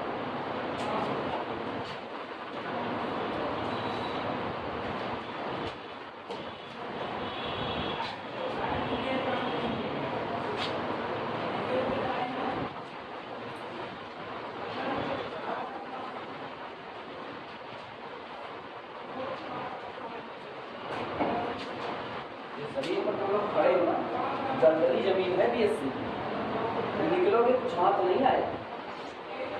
पहले सिखा रहे, यहाँ से निकलोगे कुछ हाथ नहीं आए। ढेला भर की डिग्री लेकर के निकलोगे आप, ढेला। IIT नहीं पढ़ रहे, NIT नहीं पढ़ रहे, किसी सेंट्रल यूनिवर्सिटी से भी नहीं पढ़ रहे, बहुत टॉप रेटेड है, अवध विश्वविद्यालय है। हर स्टूडेंट इसको अवध विश्वविद्यालय कहता है। खुले शब्द में बोल रहे, यहीं से पढ़े लो फिर भी बोल रहे। डिग्री जब रखोगे ना तो पता चलेगा हो क्या, तब पता चलेगा। इसीलिए जब तक पढ़ रहे हो, BSc कर रहे हो ना, सही सलामत पढ़ो, नंबर बना करके उसके बाद निकलो। नंबर हाथ रहेगा तभी कुछ काम बनेगा, अदरवाइज कुछ काम और नहीं करेगा। अब नंबर से ज़्यादा ना तुम्हारे दिमाग की चीज़ें भरी होनी चाहिए। किसी कोई पूछेगा भैया क्या करके आओ, क्या BSc करके आए, क्लासरूम में अगर तुम 1 घंटा 2 घंटा भी कंसंट्रेट नहीं कर पा रहे तो तुम्हारे पर बहुत बड़ा क्वेश्चन मार्क लगाएगा जो मतलब तुम्हारा दिमाग तुम्हारे कब्जे में है ही नहीं। रियलिटी अब कब्जे में जिसका दिमाग नहीं होता, एक के आदमी होता जिसका दिमाग अपने कब्जे में होता, पकड़ेगा। पागल आदमी उसका दिमाग अपने कब्जे में नहीं है। दबाव आप अपना चालू कर देगा, ठंडी पड़ रही है उसको गर्मी लगेगी, गर्मी पड़ रही उसको ठंडी लगेगी। तो सब लोग नहीं हो, पागल तो अभी हुए नहीं हो, गणित का बोझ भी इतना नहीं बढ़ा कि अभी पल्ला करके घूमने लगा। कैसे नहीं ना, ये 2 घंटे में बैठते पढ़ने के लिए 2 घंटा फुल कंसंट्रेशन लेकर के बैठो। 2 घंटा अपना दिमाग मत भटकाओ, तुम अपना भटकाओगे मेरा भटक जाएगा। तो पागल नहीं है, अब तो कही गणित वाले आधे पागल होते। ये मान करके चलो ना, हम देखो धीमे धीमे धीमे धीमे चलते चलते ना हम भी अपने 34 साल लेकर के 35वें में कदम रखते। तो हम भी ना वो पुरानी वाली हरकतें नहीं चाहते हैं। जब एकदम नए नए पढ़ाना शुरू किए होते, खून की गर्मी अलग से थी, बजड़ देते थे, हम ये नहीं चाहते। क्योंकि हमको पता ना 3 बार हम ऐसी सिचुएशन में 3 बार 3 लड़कों को पीट दिया, भयंकर पीट दिया, तीनों गणित छोड़ के भाग गए, BA कर लिए जाकर के। हमको बाद में तकलीफ हुई कि हम यार ऐसा क्यों मार दिए, लेकिन उनकी गलतियां वैसी थी, हमको मारना पड़ा। एक क्लासरूम में बैठ करके च्युइंगम खा करके लड़कियों का दुपट्टा चिपका रहे हैं, एक क्लासरूम में बैठ करके फोन मैसेज कर रहे हैं, एक का क्या ही कहा जाए, वो भरी क्लास में बैठ करके फोन वीडियो देख रहे हैं, तो मारना पड़ा। और कल में मारे, इतना मारे मुहावा फूट फाट गया, यहाँ से लेके वहां तक की शिकायत गई, लेकिन नहीं, कोई फर्क नहीं पड़ता और छोड़ करके BSc भाग गए। बाद में BA में एडमिशन लिया, हमको पता चलता है 1-2 महीने के बाद जब हमको BA का पेपर देते हुए देखते था, हमको थोड़ा सा पछतावा, लेकिन बहुत थोड़े पछतावा हुआ, ज्यादा नहीं हुआ। जब तक पढ़ा रहे तब तक दिमाग एकदम कंसंट्रेट करके रखो। अब हम उस सिचुएशन में नहीं जाना चाहते कि हम फिर वही हरकतें करना चालू करें, क्योंकि ये बहुत सही बात है, हमको टोकने में जरा भी संकोच नहीं होता, जरा भी डर नहीं लगता। लोग बीएससी के लड़के पढ़ाते वक्त एक दो बार सोचते हैं भैया हम लड़कों को टोकेंगे, बाहर निकल करके हमसे कुछ मिल बांट लेंगे, हमको ये डर नहीं। शुरू 2012 में किए थे, आप 2022 चल रहा है, 10 साल हो चुका है, ना तब था ना अब है, ना अपने जेब जिंदगी रहेगा। तो इसीलिए ना ये हरकतें मत पालो कि हमको पुरानी सिचुएशन में जाना पड़े, पड़ गया जाना ना बहुत बुरा होता है। इसलिए जब तक पढ़ाएं बहुत कंसंट्रेट करके बैठा करो। हम बड़े मन से पढ़ाते हैं, ठीक है, ये काम हम बड़े बेमन से करते हैं टीचिंग वाला, लेकिन हम पढ़ाते बड़े मन से। ये कंट्राडिक्शन बातें हैं, जैसे ये खुला रहस्य है तो खुला कैसा, और खुला है तो रहस्य कैसा। तो इसीलिए ना ये सारा काम ना पालो, जितनी देर पढ़ाए उतनी देर तक बहुत इत्मीनान से पढ़ो, फिर चले जाओ। तुमको नहीं मन करता है क्लास पढ़ने का, तुम चले जाओ, हम तुमको टोकेंगे, तुमको बुलाने जाएंगे पढ़ने, लेकिन बैठो तो कंसंट्रेट करो। अदरवाइज हम दिक्कत देंगे तो यार तुम्हारी वजह से सबकी क्लास खराब जाएगी, और हम नहीं चाहते 4 लोगों को जिसमें पूरी क्लास खराब जाए, इसलिए हम 4 काट के निकालते हैं। हमको पता है तुम सिंगुलरिटी का काम करोगे, और सिंगुलरिटी जहाँ आ गई वो फैलती चली जाएगी, तो हम नाइकर उनकी सिंगुलरिटी डिलीट करना चाहते हैं। मेरे ख्याल से तुमको एक को बात समझ नहीं आया कि तुम गणित की भाषा में भूलता आती, गलत कभी ना पालना इस बात की। इसलिए जितनी देर तक पढ़ रहा हम करें कंसंट्रेट करो, छोड़ना छोड़ो, शौक से छोड़ो।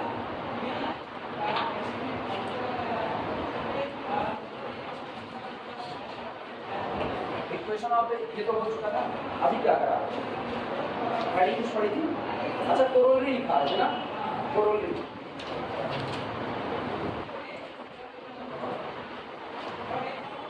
लिखना है इसमें।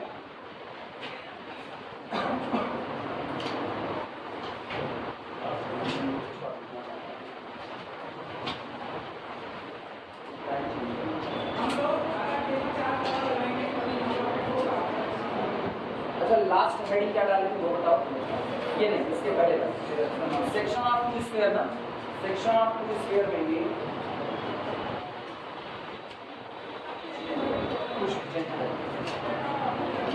ये नहीं लिखा, ये लास्ट ईयर लिखाएंगे थे, इसको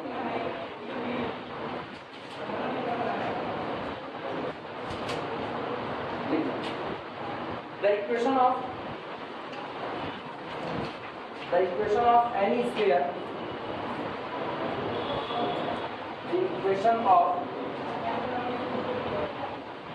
any sphere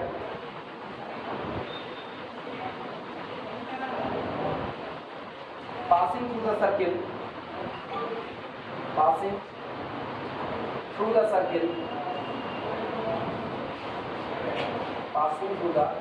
circle, given by S1 is equal to 0, S2 is equal to 0। अब हम दोनों को ऑलरेडी साथ साथ करेंगे, दो स्फीयर एक साथ रखे जाएंगे तो क्या रिप्रेजेंट करेंगे, सर्किल। अब हम उसी बात को कहते हैं the equation of any sphere passing through the circle this, इस सर्किल से होकर के जाने वाला कोई भी स्फीयर कौन होगा, S1 plus lambda S2 is equal to कितना, 0। Direct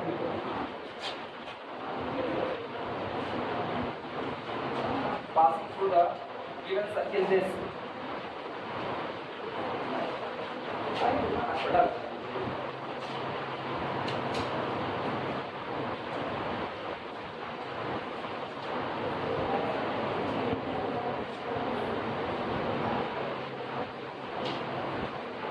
is S1 plus lambda S2 is equal to S1 plus lambda S2 is equal to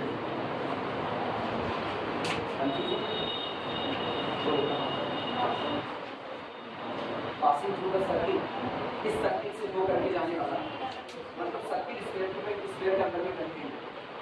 और यही तो बात थी पासिंग थ्रू द लाइन ना, तो पासिंग थ्रू द लाइन का मतलब होता है लाइन को अपने पर कंटेन करना। इसी तरह यहाँ पे passing through the circle, sphere इस सर्किल से हो करके जा रहा है, मतलब ये छल्ला जो आपका सर्किल छल्ला निकल करके है सर्किल के उसके स्फीयर के अंदर में कंटिन्यू।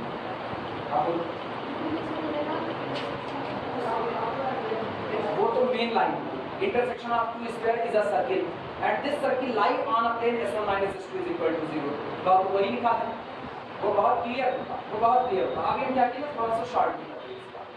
अब मुझको पता है the equation of any sphere passing through the circle this, इस सर्किल से होकर के जाने वाला कोई भी स्फीयर, तो इसको हम बता रहे हैं एक सर्किल है, मतलब दो स्फीयर साइड बाय साइड रखोगे तो वो क्या रिप्रेजेंट कर रहे होंगे, सर्किल को, और इस सर्किल से गुजरने वाला जो स्फीयर होगा वो होगा S1 + लैम्डा S2 = 0।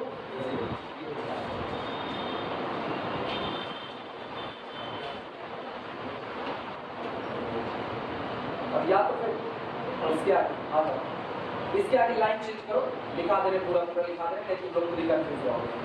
मोर ब्रीफली और ज्यादा स्पष्ट तरीके से बताएं, मोर ब्रीफली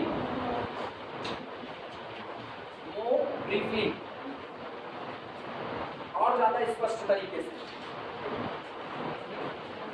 मोर ब्रीफली इफ, यानी S1 is equal to 0 and S2 is equal to 0 are two given circles, sorry are two spheres,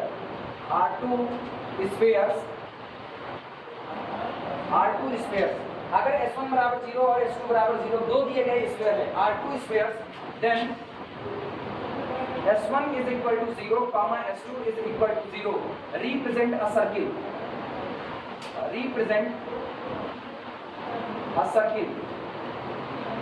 तब इनको आप साइड बाय साइड रखोगे तो क्या रिप्रेजेंट करेंगे, एक सर्किल को रिप्रेजेंट करेंगे which lie on a plane, which lie on a plane, जो कि एक प्लेन पर लाई करेगी, और वो प्लेन कौन होगा, S1 - S2 = 0, which lie on a plane S1 - S2 = 0। अब ये वाली बात चाहे तुम पढ़ना चाहे मत, हम उसको ज्यादा क्लियर कर देंगे। If S1 = 0 and S2 = 0 are two sphere, अगर ये आपको दिए गए दो स्फीयर हैं तो इनको साइड बाय साइड रख दो, इनका इंटरसेक्शन जो नजर आएगा वो क्या नजर आएगा, एक सर्किल, और सर्किल है फिगर किसका, 2D का, वो 2D का फिगर एक प्लेन पर लाई करेगा, वो प्लेन होगा S1 - S2 = 0। क्लियर हो गया। Now this circle can be represented by 3 ways, ये सर्किल 3 तरीके से आप रिप्रेजेंट करवा सकते हैं। Now this circle can be written as, can be written as 3 ways,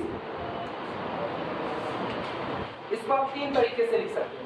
पहला तरीका क्या होगा, पहला तरीका यही है, S1 = 0, S2 = 0, पहला तरीका। और दूसरा तरीका बोलो, दूसरा तरीका S1 = 0, S1 - S2 = 0। आप बगल में स्फीयर लिखो एक, और बगल में क्या लिख दो, वो प्लेन लिख दो जिसको इंटरसेक्ट किया होगा। और तीसरा तरीका बोलो, तीसरा S2 = 0, S1 - S2 = 0। 3 तरीके से आप लिखो। तो ये बताओ, इस सर्किल से जाने वाला स्फीयर, उसको भी लिखने के आपके पास 3 तरीके हैं।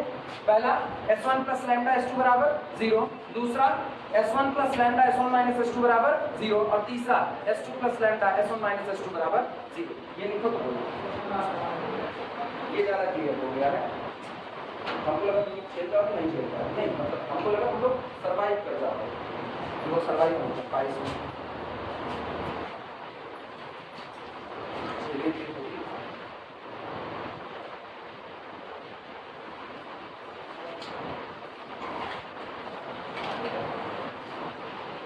नंबर नहीं रहेगा अच्छा, तो सारी काबिलियत रहेगी, नंबर नहीं है।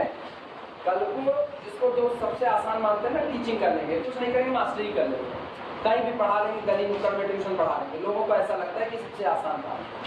नंबर नहीं रहेगा ना, तो मान के चलो ना, एक तो कॉलेज तक नहीं मिलेगा, एक कॉलेज तक नहीं मिलेगा। ठीक, मेरा 2nd डिवीजन है, दर्श कितना झेल रहे हैं वो जानो, 2nd डिवीजन है। एक जगह पे ना 5वीं पढ़ाने के लिए मांगने गए, शुरुआत में जब खोज रहे थे 5वीं पढ़ाने के लिए मांगने गए, वहाँ पे प्रिंसिपल साहब बैठे हुए थे, वो मुझसे उम्र में छोटे थे। उसी दौरान मेरा MSc कंप्लीट हुआ था, उनका MA कंप्लीट हुआ था, आर्ट साइड से। ठीक, आर्ट साइड वाला साइंस साइड वाले की मार्कशीट को देख रहा है, सब्जेक्ट कोई बुरा नहीं होता, सब्जेक्ट दोनों अच्छे होते हैं। तुम परमानेंट प्रिंसिपल नहीं हो, वो एडॉप्ट के कल को उठा के तुमको भगा देगा मैनेजमेंट, भाग खड़े हो गए। लेकिन वो बैठे मेरी मार्कशीट देख करके नहीं, आप तो 2nd डिवीजन है, आपको 5वीं क्लास पढ़ाने के लिए नहीं दे सकते, आप दूसरी क्लास पढ़ाइए। तुम सोच लो, MSc करके गए हैं, हमको कहा आप दूसरी क्लास पढ़ाइए, आप 5वीं क्लास पढ़ाने के लायक नहीं। यही जुतवा निकालते वहां पास देते उनका कंडीशन ये थी उनकी, लेकिन उनकी सिचुएशन ये थी। एक तो ये कौन सा स्कूल है जो इधर उधरा बाईपास के पास है? सन नहीं, संदीप नहीं, सन इंटरनेशनल। वहाँ गए, वहाँ तो वहाँ प्रिंसिपल क्या कह रहे हैं, साफ सुथरे शब्द में प्रिंसिपल कह रहे हैं मेरे पास आपसे ज़्यादा काबिल लोग बड़े पड़े हैं। सीधे सीधे बेइज्जती बता रहे हैं खुलेआम, ये रिकॉर्डिंग में बता रहे हैं। ये कंडीशन होती है सेकंड डिवीजन वाली। और पता है जब पढ़ाना शुरू किया तो डिग्री कॉलेज मिल गया। कहते हैं जब आपकी किस्मत बड़ी खराब होती है कहीं से अच्छी हो जाती है, मिल गया डिग्री कॉलेज। और जो डिग्री कॉलेज मिला ना, वहाँ 480 और 465 की भीड़ भरी करके क्लास पढ़ती थी, आधा किराए की पढ़ते आते हैं। वहाँ ये सिचुएशन थी और हमसे कहा जा रहा है मेरे पास आपसे ज़्यादा काबिल लोग भरे पड़े। मुँह पे कहे हम कहते हाँ सर होंगे, दुनिया में एक से एक माई क्लास पैदा है, यही कहते उनके। हम कहते दुनिया में एक से एक माई क्लास पैदा है सर, हम थोड़ी कह रहे हमको सब कुछ आता है, हमको बहुत कुछ है जो नहीं आता है, इवन हमको बहुत थोड़ा आता है। तो ठीक सर आप नहीं दे सकते हैं ना, हम मार्कशीट उठाए और वहाँ से चलने लगे।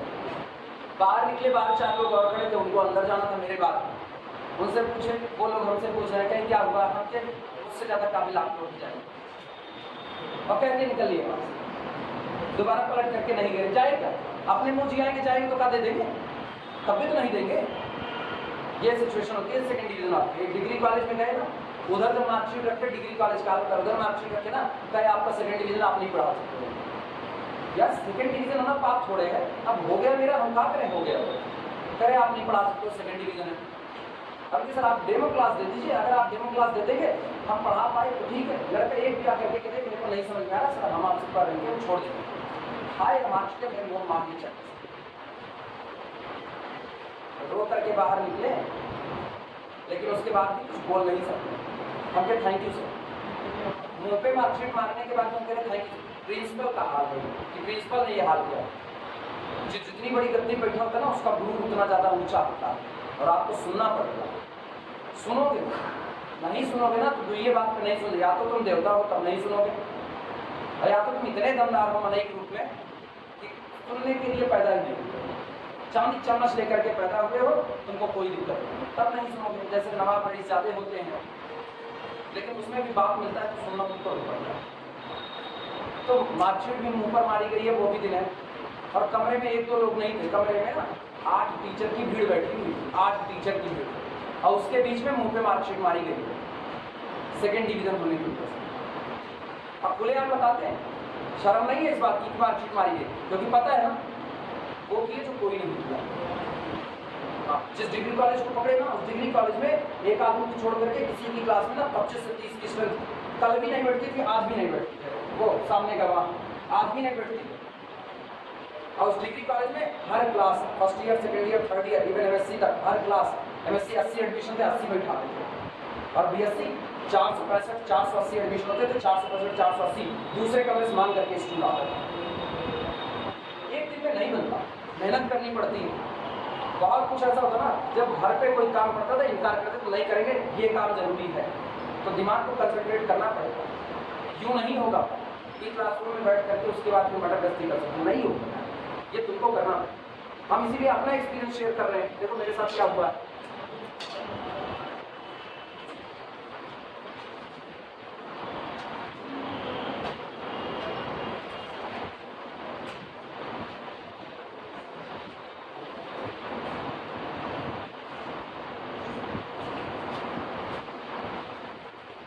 लाइन चेंज करके एक बार, सर्किल पासिंग थ्रू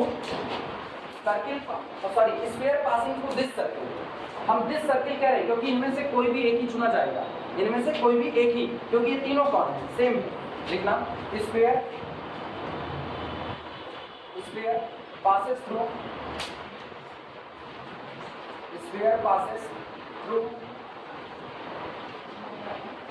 this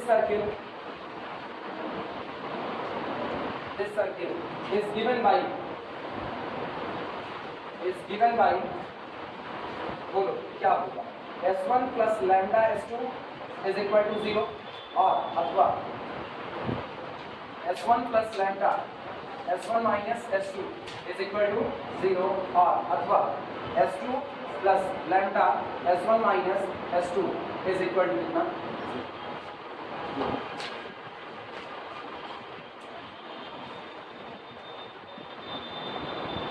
अब पता है अगर ये जो सर्किल लिखा गया है ना, अगर ये सर्किल ग्रेट सर्किल हुआ, अगर ये सर्किल ग्रेट सर्किल हुआ तो प्लेन कहां से पास होगा, सेंटर से पास होगा। अब सोचो अगर प्लेन सेंटर से पास होगा तो इसका मतलब स्फीयर का और सर्किल का सेंटर सेम हो गया।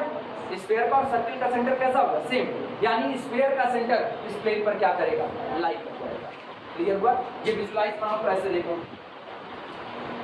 ये स्फीयर रहा और प्लेन यहां से पास हो गया। चलो इसको थोड़ा सा चौड़ा,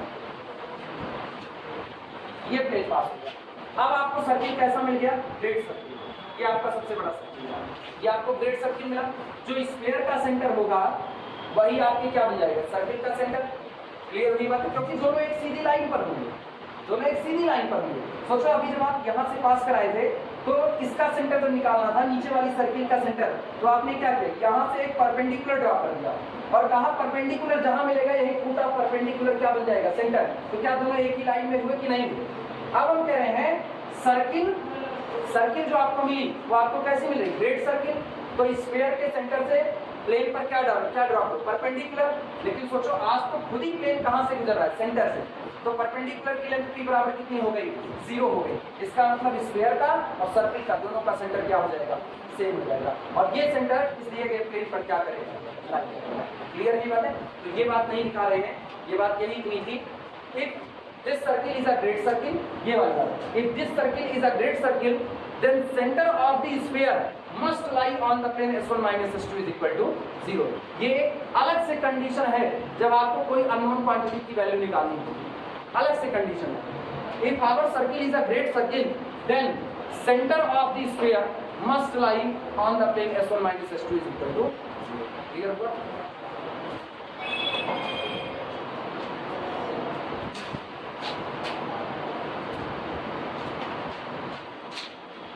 और क्या सचमुच ऐसा होगा, बताने के बाद हम पूछते हैं क्या सचमुच ऐसा होगा, क्या सचमुच ऐसा होगा।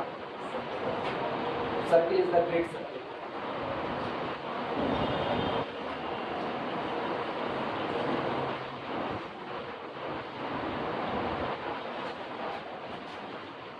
ग्रेट सर्किल 20 से पास हुआ, 20 से, तो यहाँ जो प्लेन आएगा, प्लेन ऑफ इंटरसेक्शन यही तो आएगा, यही तो आएगा।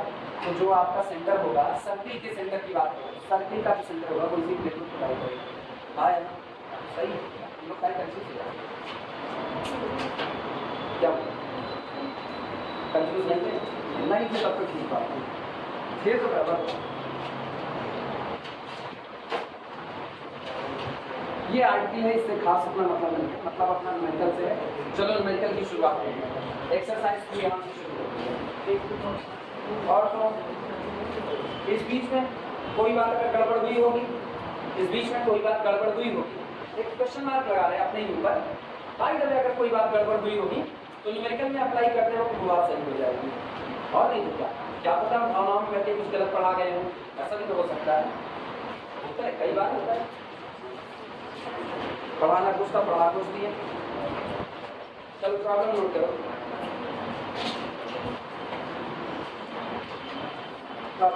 Find the radius of the circle. Find the radius of the circle. Find the radius of the circle given by the equation. Given by the equation. Given by the equation 3x square plus 3y square plus 3z square plus x minus 5y minus 2 is equal to 0, comma x plus y is equal to 2।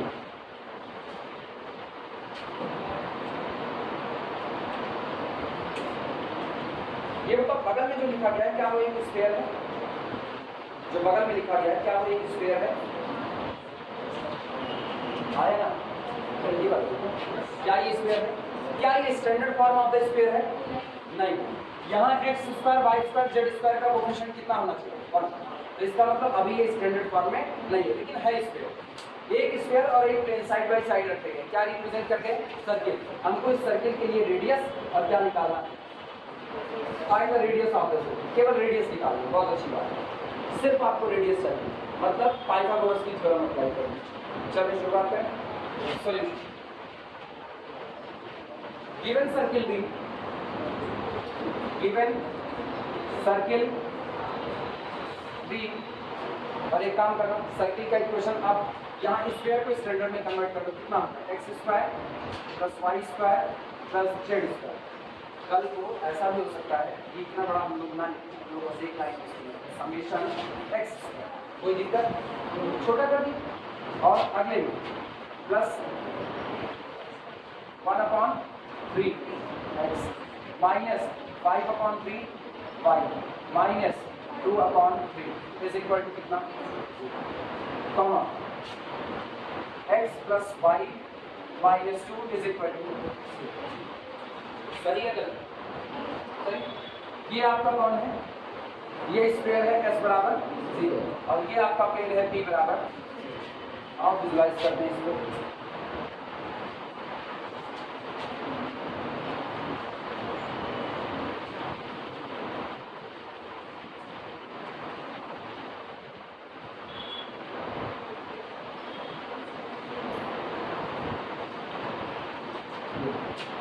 ये foot of perpendicular N मान लेते हैं, ये point हम लोग capital A मान लेते हैं, और ये आपका सेंटर सी। ठीक, क्या यहाँ से स्क्वायर का सेंटर निकाला जा सकता है? Centre of sphere s is equal to 0। पहले तो इसके सेंटर की बात करें, कितना होता था? -12 कोफिशिएंट ऑफ एक्स, लिख दे एक बार, -12 coefficient of x, comma -12 coefficient of y -12 coefficient of z. ऐसे लिखिए, this is equal to, that is, अर्थात इसका आधा तो इसका आधा 1/6, तो कितने के साथ? -1/6, सही से बताना, -1/6, इसका हाफ करो 5/6 और माइनस माइनस इस बार कितना? 5/6, माइनस साइन को कंसीडर करते। अगला -12, जेड तो है ये, तो इसका मतलब जेड नहीं है, तो जेड बराबर कितना? सी है। जिसको कंफ्यूजन होगी वो पूछेगा।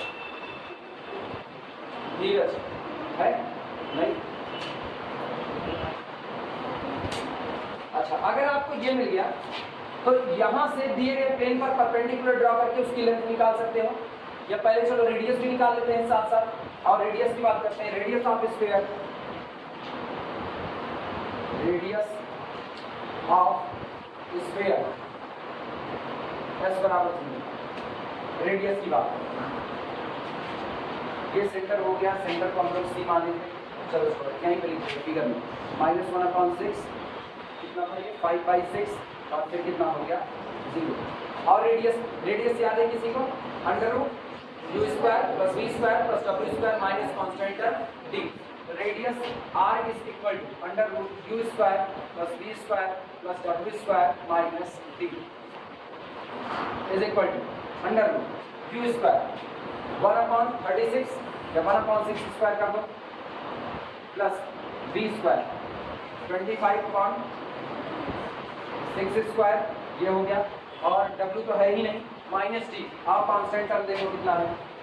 कांस्टेंट टर्म 2/3, तो +2/3 चुने या -2/3? सोच के जवाब दो। केवल d की बात करो, केवल d कितना है? केवल d -2/3, और आगे क्या लगा है? माइनस, तो माइनस माइनस +2/3, ये हो गया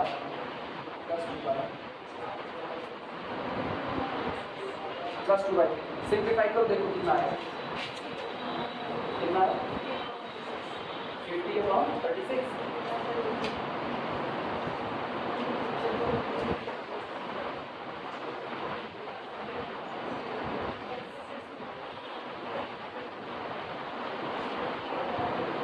काम करो, 12 से ऊपर नीचे मल्टीप्लाई करो,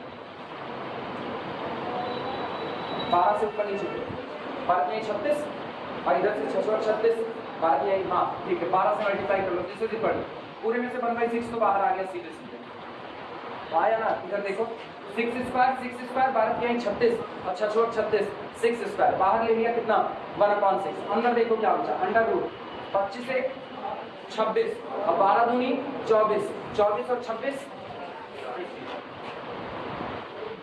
50 कहीं टूटेगा 5 बचा 25, 25 गुना 50, this is equal to 5/6 under root, ये रेडियस हो गई, ये 5/6 अंडर रूट 2, ये आपकी रेडियस हो गई। अब रही सारी कसर पूरी कर रही है परपेंडिकुलर लेंथ निकाल करके, क्लियर हुआ। और ये मिल गया तो क्या रेडियस अब मिल जाएगी कि नहीं मिल जाएगी, चलो इतना लिखो तो फिर बोले।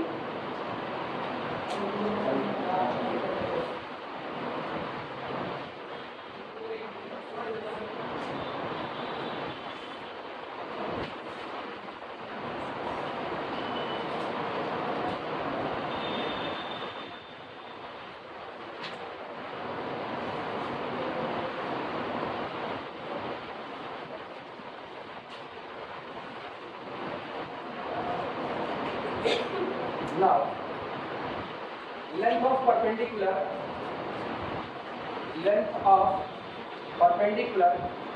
from capital C कौन है -1/6, 5/6, 0 on प्लेन क्या दिया गया था x + y - 2 on x + y - 2 is equal to 0, small p is equal to इस लेंथ को p मान, small p is equal to क्या है किसी को a alpha plus b beta, को कितना था -1/, फिर अगला कौन +5/6, z तो टर्म है ही नहीं, वैसे भी ऑलरेडी इसका 0 था, और माइनस कितना डिवाइडेड बाय अंडर रूट कितना होगा 1 स्क्वायर + 1 स्क्वायर, z का 0 है तो अंडर रूट केवल कितना अंडर रूट, सिंप्लीफाई करो बताओ कितना आ जाएगा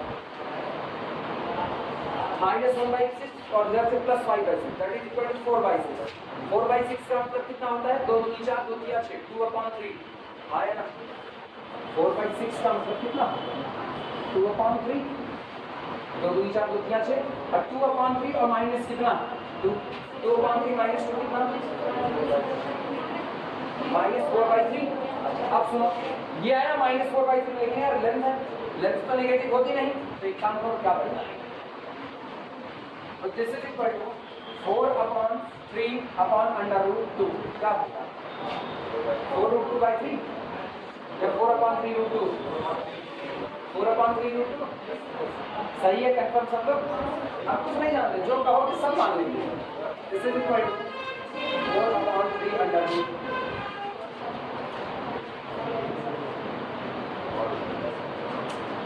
हाँ यही ना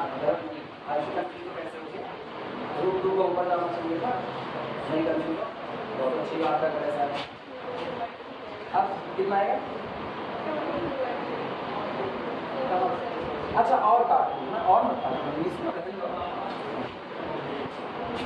अब सुनो, तुमको दो चीजें मिल चुकी हैं, एक तो तुमको स्फीयर की रेडियस मिल चुकी है और दूसरा परपेंडिकुलर की length. Therefore radius of circle, radius of circle कितना, अगर हम इसको n कहें तो np is equal to under root, बोलो कितना r² माइनस कितना p², this is equal to under root r², r कहाँ गया वो सामने पड़ा है r², तो 25/36 × 2 सही है। इसका हो गया 25, 36 √2 का कितना हो गया 2 हो गया, माइनस p², 4 × 16, 3 × 9 और 9 दूनी 18, ये रहा 2 1 के 2, 18 दूनी 36 कितना आया, this is equal to under root 25 - 16 और 16, 4 20 5 25 कितना बाहर कितना टोटल 1/√2, हम नहीं जानते तो खाली 1/√2. This is the radius of the circle, यही सर्किल की रेडियस है 1/√2. सही आंसर मैच करता है, कैलकुलेशन सही की.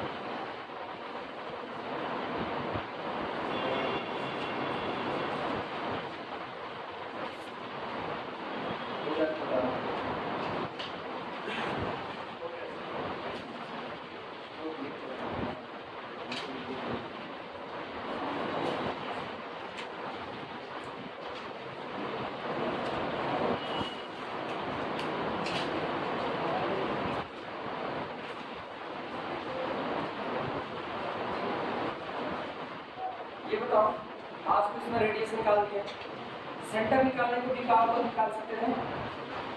सेंटर निकालने को कह देते हैं, सर्किल का सेंटर निकाल. अगर ये सर्किल का सेंटर निकालने को कहता तो क्या निकाल सकते थे? सेंटर क्या होगा?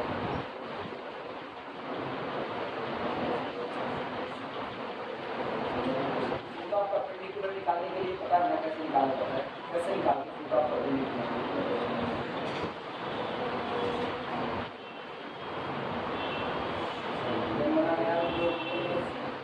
सोच के जवाब दो. पूरा परपेंडिकुलर अगर से निकालने के लिए कहते हैं कैसे निकालना.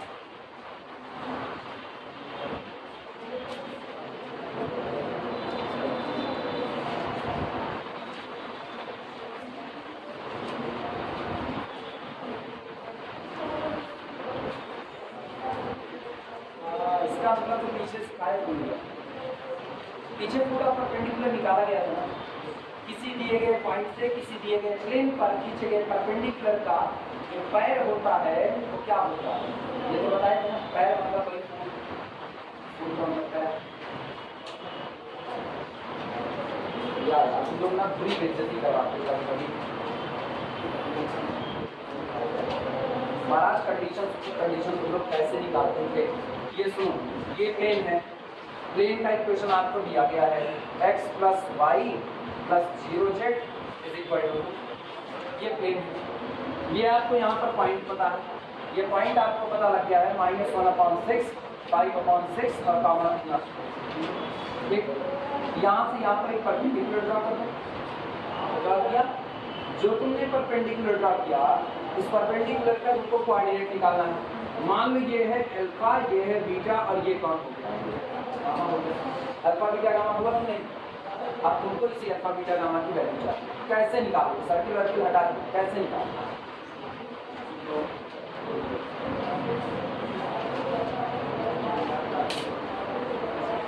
This is the line passing through the two given point. यार सीधा परपेंडिकुलर एक लाइन है जो दो दिए गए पॉइंट से गुजरती है. किससे किससे? अल्फा बीटा गामा -1/6 5/6 और 0. अब तो हिंट भी दे दिया. अब तो बताओ इसके डी. चलो इसके डी हो जाएंगे अल्फा + 1/6 फिर कितना बीटा -5/6 और केवल गामा. डी हो गए.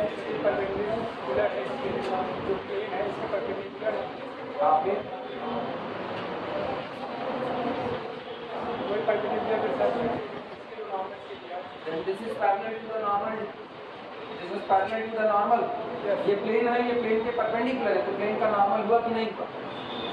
प्लेन के लिए नॉर्मल की तरफ से काम कर रहा है. और अगर ये प्लेन के नॉर्मल के पैरेलल हो गया तो कंडीशन बताओ क्या? प्लेन के नॉर्मल के डियास क्या है? 1 1 और 0.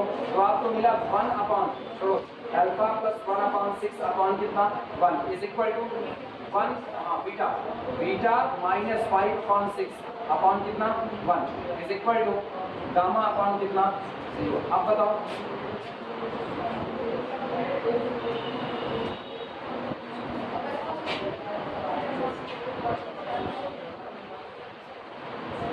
कोई दो पेयर ले सकते हो, अल्फा बीटा में एक रिलेशन बनेगा, इनको इनको अल्फा गामा में एक रिलेशन बनेगा, आया ना।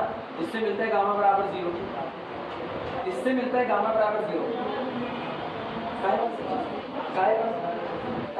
Alpha plus 1/6/1 is equal to gamma upon 0। इसी के साथ मैंने गामा क्या देगा 0, एक कोऑर्डिनेट का गामा 0 हो गया। सवाल था अल्फा और बीटा की वैल्यू निकालने का। इनको अल्फा बीटा में एक इक्वेशन मिला, इनको अल्फा गामा में एक इक्वेशन मिला जहां से गामा बराबर 0 होगा। इवन इसको तुम किसी के साथ लोगे गामा बराबर 0 देगा। सवाल लगता है अल्फा बीटा निकाला कैसे क्या कौन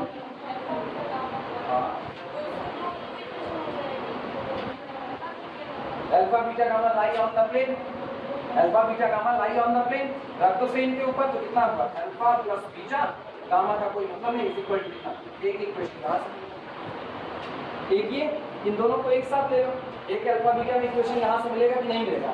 यहां देखो क्या मिलेगा, यहां से है alpha plus 1/6 is equal to beta minus 5/6।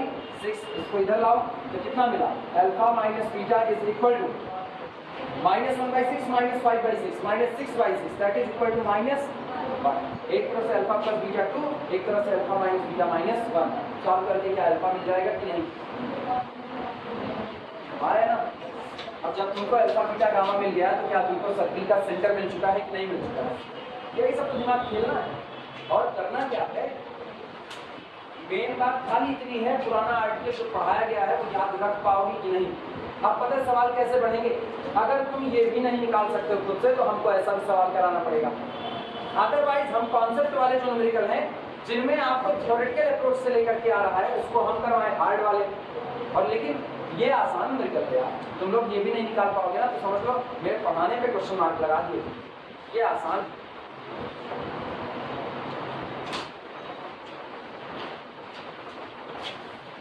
अगला वाला न्यूमेरिकल जो है, अगला वाला न्यूमेरिकल उसमें ये लिखा गया है find the radius and centre of the circle of intersection of the sphere x² + y² + z² - 2y - 4z = 11 and the plane.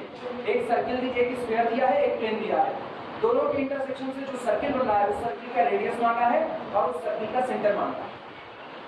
कर सकते हो खुद से कर सकते हो, सवाल लिखा दे रहे हैं खुद से करना पड़ेगा, ठीक है।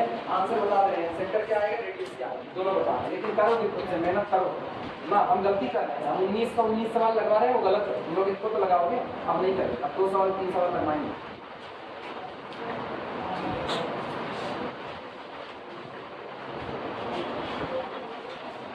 ये गलत तरीका बात है यार। तुम लोग ये जो पढ़ी हुई चीजें वो नहीं बता पाते ना, नई चीज में बता पाओ कोई दिक्कत नहीं, पढ़ी हुई चीज नहीं बता पाते बहुत तकलीफ होती है। Find the radius and centre, find the radius and center, find the radius and center of the circle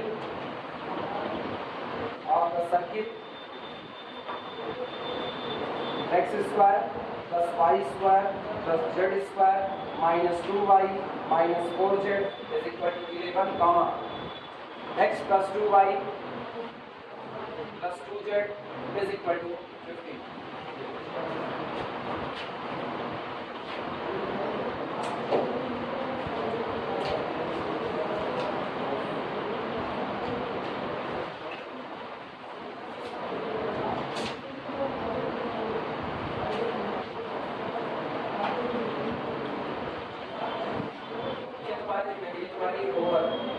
और बिल्कुल नहीं कराएंगे इसको क्योंकि हम अभी भी सेंटर निकालना बता चुके हैं, सेंटर कितना है, ठीक। इसमें आंसर लिख लो, रेडियस आएगी √7। आंसर रेडियस आपको जो मिलेगी, रेडियस मिल जाएगी √7 और जो सेंटर मिलेगा वो 134 मिलेगा। सेंटर 134 सेंटर आपको 1B4।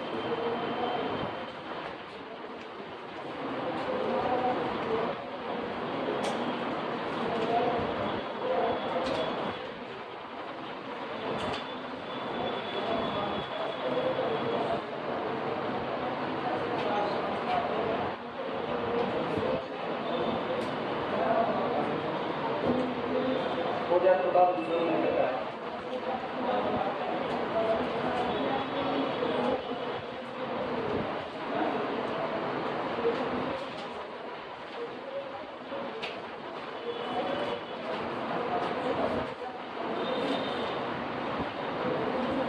नहीं आएगा बिल्कुल, तब बताना तब कराएं, लेकिन छोड़ भी नहीं सकते, एग्जाम में आएगा।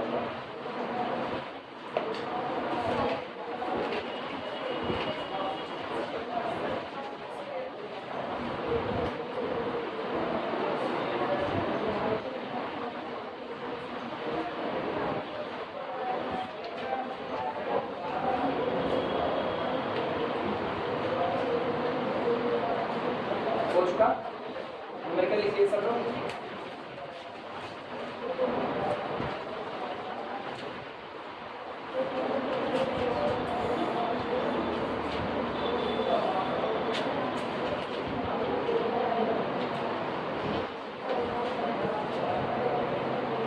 अभी प्रॉब्लम हो गया। If small r with the radius of the circle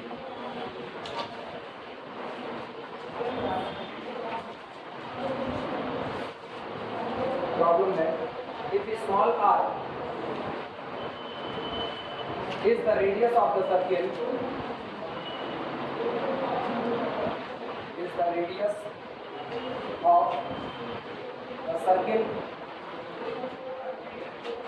summation x square plus 2ux plus 2 dy plus 2 wz plus d is equal to 0, comma lx plus my plus nz is equal to 0. Prove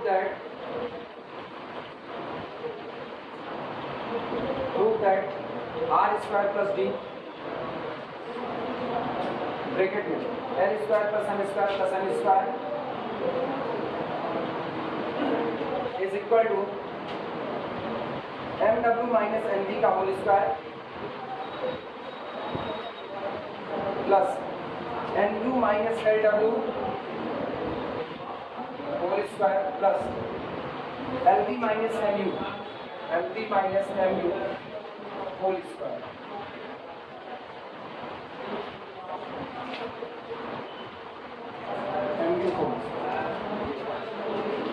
करें अगर small r उस circle की radius है जो circle आपको इस equation के द्वारा दिया जाता है, तो आप एक बात साबित कीजिए कि r square plus d into this is equal to ये क्वांटिटी। ये आपको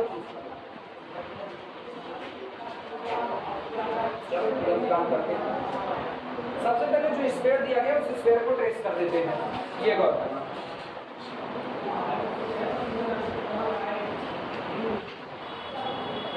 ये स्क्वायर ठीक। तो इस स्क्वायर को एक प्लेन इंटरसेक्ट करता है, ये प्लेन हो गया। प्लेन का इक्वेशन है lx plus my plus nz is equal to कितना, ये स्क्वायर का सेंटर होगा। स्क्वायर का सेंटर कैपिटल सी बोलो। आज स्क्वायर का इक्वेशन स्टैंडर्ड दिया गया, तो सेंटर क्या होगा, minus u minus v minus डब्ल्यू। यहाँ से हमने एक परपेंडिकुलर ड्रॉ किया और इसको मिला, ये स्मॉल r रेडियस, ये परपेंडिकुलर b और ये आपका सर्कल।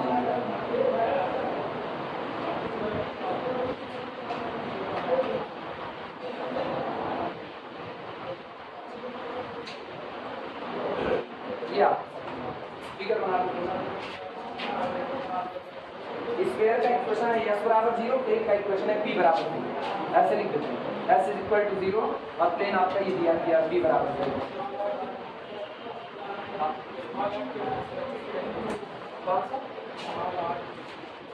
ये स्मॉल था।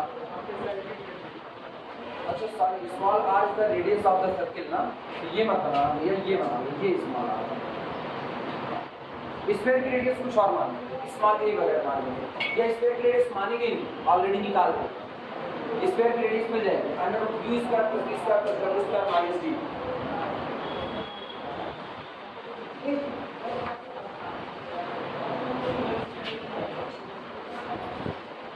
लिखा है फिगर बन गया और शुरुआत करेंगे।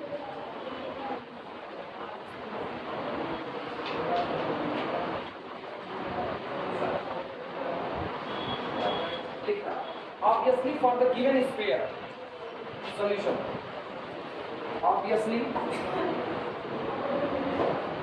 for the given sphere, for the given sphere, ये बात स्पष्ट है कि जो स्फीयर आप हमको दे रहे हैं उस स्फीयर का सेंटर और रेडियस दोनों मुझको पता है। Obviously for the given sphere centre capital O is equivalent, centre मेरे पास आया है माइनस यू माइनस बी और माइनस डब्ल्यू। रेडियस को ना कुछ मान लो, कोई पॉइंट वगैरह तो मानी नहीं है, पॉइंट मान लो पी मान लो सीपी ना, देखो रेडियस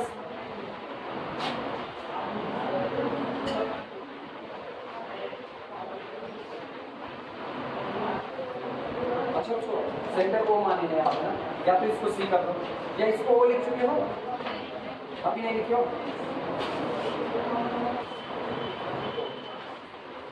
वो झटके में ओ लिख दिए, बाकी वो सी होगा सेंटर का, कुछ नहीं, रिप्रेजेंटेशन है जो मर्जी बोलो, किसी ने रोका नहीं। तो रेडियस ओपी बताओ, radius OP is equal to, देख के बताओ रेडियस ओपी, देख के क्या बता देगा, स्क्वायर दिया गया उसी की रेडियस बताओ कितना होता है, under root u square plus v square plus डब्ल्यू स्क्वायर माइनस कितना, ये रेडियस है। अब क्या देख लो, देखने अरे गलत करा था।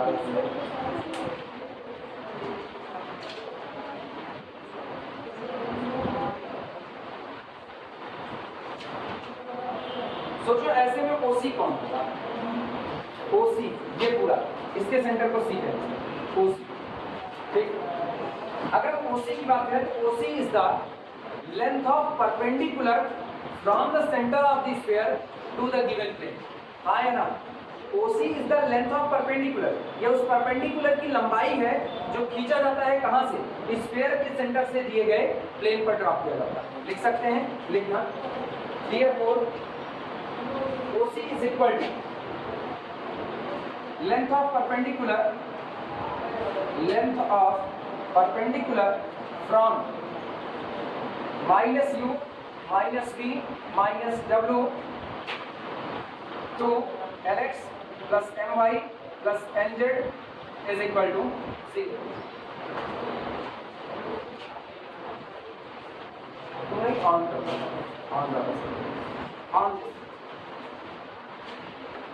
ओसी उस परपेंडिकुलर की लेंथ है जो परपेंडिकुलर दिए गए centre minus two minus v minus डब्ल्यू से दिए गए प्लेन पर ट्रेस किया जाता है, ड्रॉ किया जाता है, और सब लोग ये लेंथ निकालना जानते हैं। दिस इज इक्वल टू, बोलो क्या होगा, n into minus v plus n into minus v plus n into minus divided by under root l square plus m square plus कितना हो गया, नहीं बंद मत करना, कहा नहीं है कि एलिमेंट इस चीज है, एक झटके में बंद कर दिए कुछ नहीं मिलने वाला, मजा होगी लगाते लगाते कुछ नहीं मिलेगा, क्योंकि यहाँ देखो, यहाँ दिख रहा l square plus m square plus, इसको ना दिया होता ना तो हम क्या देते हैं।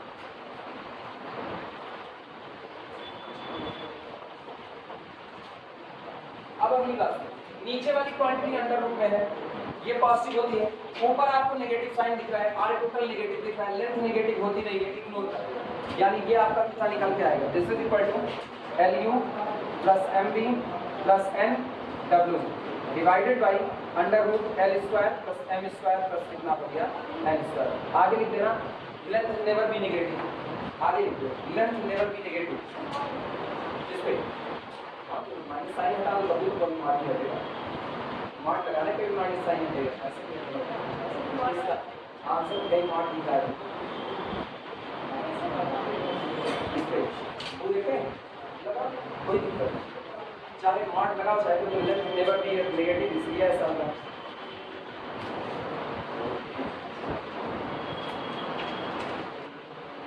अब बताओ सर्किल की रेडियस r बराबर क्या होगा।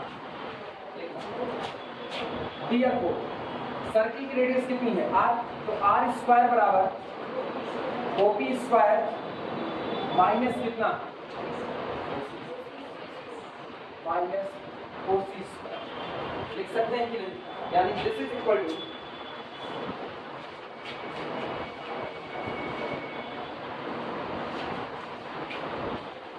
this implies that r square is equal to आओ OP स्क्वायर बोलो, OP स्क्वायर कितना सामने है यार, स्क्वायर मारो इसका, u square plus v square plus कितना w square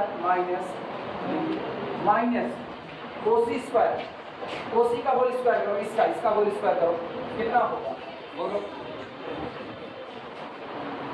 LU plus MV plus NW upon L square plus M square plus L square, इसका वैसे एक गड़बड़ी करती है। देखो अभी हमको ख्याल आ रहा है एक चीज हम गलत करते हैं, लेंथ नेवर भी नेगेटिव वाला कॉन्सेप्ट अभी हम कैसे लगा सकते हैं। ठीक है लेंथ नेगेटिव नहीं होती, लेकिन ये बताओ जो L M N दिया है उसकी भी तो वैल्यू नहीं दिया, तो दिया क्या पता L M N को नेगेटिव लगाया होगा, तो नेगेटिव और U V W पॉजिटिव होते तो नेगेटिव पॉजिटिव हो जाता कि ना हो जाता, वो गलत कर रहे हैं। तो लोग भी दिमाग नहीं चला रहे, नहीं समझे कि नहीं समझे, कह रहे नहीं समझे कि नहीं समझे। सुनो अगर हम लिखते हैं A इंटू बी और इसके आगे क्या बैठा है माइनस है, क्या तुम इसको नेगेटिव कह सकते हो, कभी नहीं कह सकते। ये डिपेंड करेगा A और B की वैल्यू पर, A और B बोथ नेगेटिव हुआ तो ये आंसर क्या आएगा नेगेटिव, क्योंकि नेगेटिव पॉजिटिव और बाहर वाला क्या होगा negative, A negative B positive, तो ये होल क्वांटिटी क्या पॉजिटिव। दिक्कत हुई कि नहीं, हम भी नहीं ध्यान दिए तुम भी नहीं दिए, एक झटके में दोनों लोग काम कर रहे हैं। एक काम करो ना, सुनो कुछ करने की जरूरत नहीं ये, और वो लेंथ नेवर भी नेगेटिव वाला काटो, लेंथ नेवर भी नेगेटिव जो लिखे हो उसी को काटो और आगे बाहर माइनस कर दो, क्योंकि तीनों पर माइनस था ना, बाहर माइनस कॉमन कर लिया। अच्छा उस लाइन को लिखे तो मेरे दिमाग में ये बात वो नहीं फंसेगी लाइन, वो लाइन सही है, वो गड़बड़ नहीं है। रीजन सुनो, इसका होल स्क्वायर करोगे, इसका होल स्क्वायर तो नेगेटिव का होल स्क्वायर क्या पॉजिटिव, बचा क्या LU plus MV plus NW का whole square upon under root L square plus M square plus N square का whole square, that is same. अभी क्लियर है, गड़बड़ी मत करना है, ये बहुत भारी गड़बड़ी थी जो यहाँ पर कर दी। ऐसा कर दो ना एग्जाम में आगे पता नहीं पढ़े ना पढ़े, ये गड़बड़ी बहुत भारी बात है। अच्छा सुनो, दिस इंप्लाइज दैट क्या इस चीज को इधर ले आ सकते हैं, ये वाला डी इधर ले आ गए तो कितना बनेगा बोलो R स्क्वायर प्लस कितना, क्यों नहीं ला सकते, ये इधर आ रहा है माइनस डी होगा। आप सुनो दिस इज इक्वल टू इधर क्या बना U square plus V square plus कितना बन गया और minus LU plus MV plus NW का whole square upon L square plus M square plus कितना M स्क्वायर। अब सुनो दिस इंप्लाइज दैट पूरे में L square M square N square का मल्टीप्लाई कर लो तो हो गया R स्क्वायर प्लस कितना D इंटू कितना L square plus M square plus कितना हो गया N square is equal to इधर बोलो कितना होगा U square plus V square plus कितना W स्क्वायर और into L square plus M square plus कितना होगा N square minus LU plus MV plus NW का होल स्क्वायर। क्या कुछ याद आ रहा है, लैग्रेंज आइडेंटिटी याद आई, बस लैग्रेंज आइडेंटिटी से ये वो लिखा जा सकता है, हो गया कि नहीं हो गया, this is equal to Lagrange identity लगा के तो आंसर आता है। अब लैग्रेंज आइडेंटिटी लगा करके लिख सकते हो, अब क्या लिखोगे वही जो दिया गया वही छाप दो, और आपको पता है using Lagrange identity, using Lagrange identity. अब न्यूमेरिकल में जो इधर राइट हैंड साइड में प्रूफ करने को दिया था वही चीज लिख डालना, तो this quantity is equal to this, आपका आंसर आ जाएगा। और इसी पर ये काम रोक देना, बाकी बातें नहीं लिख लोगे, क्या लिखें लिख लोगे।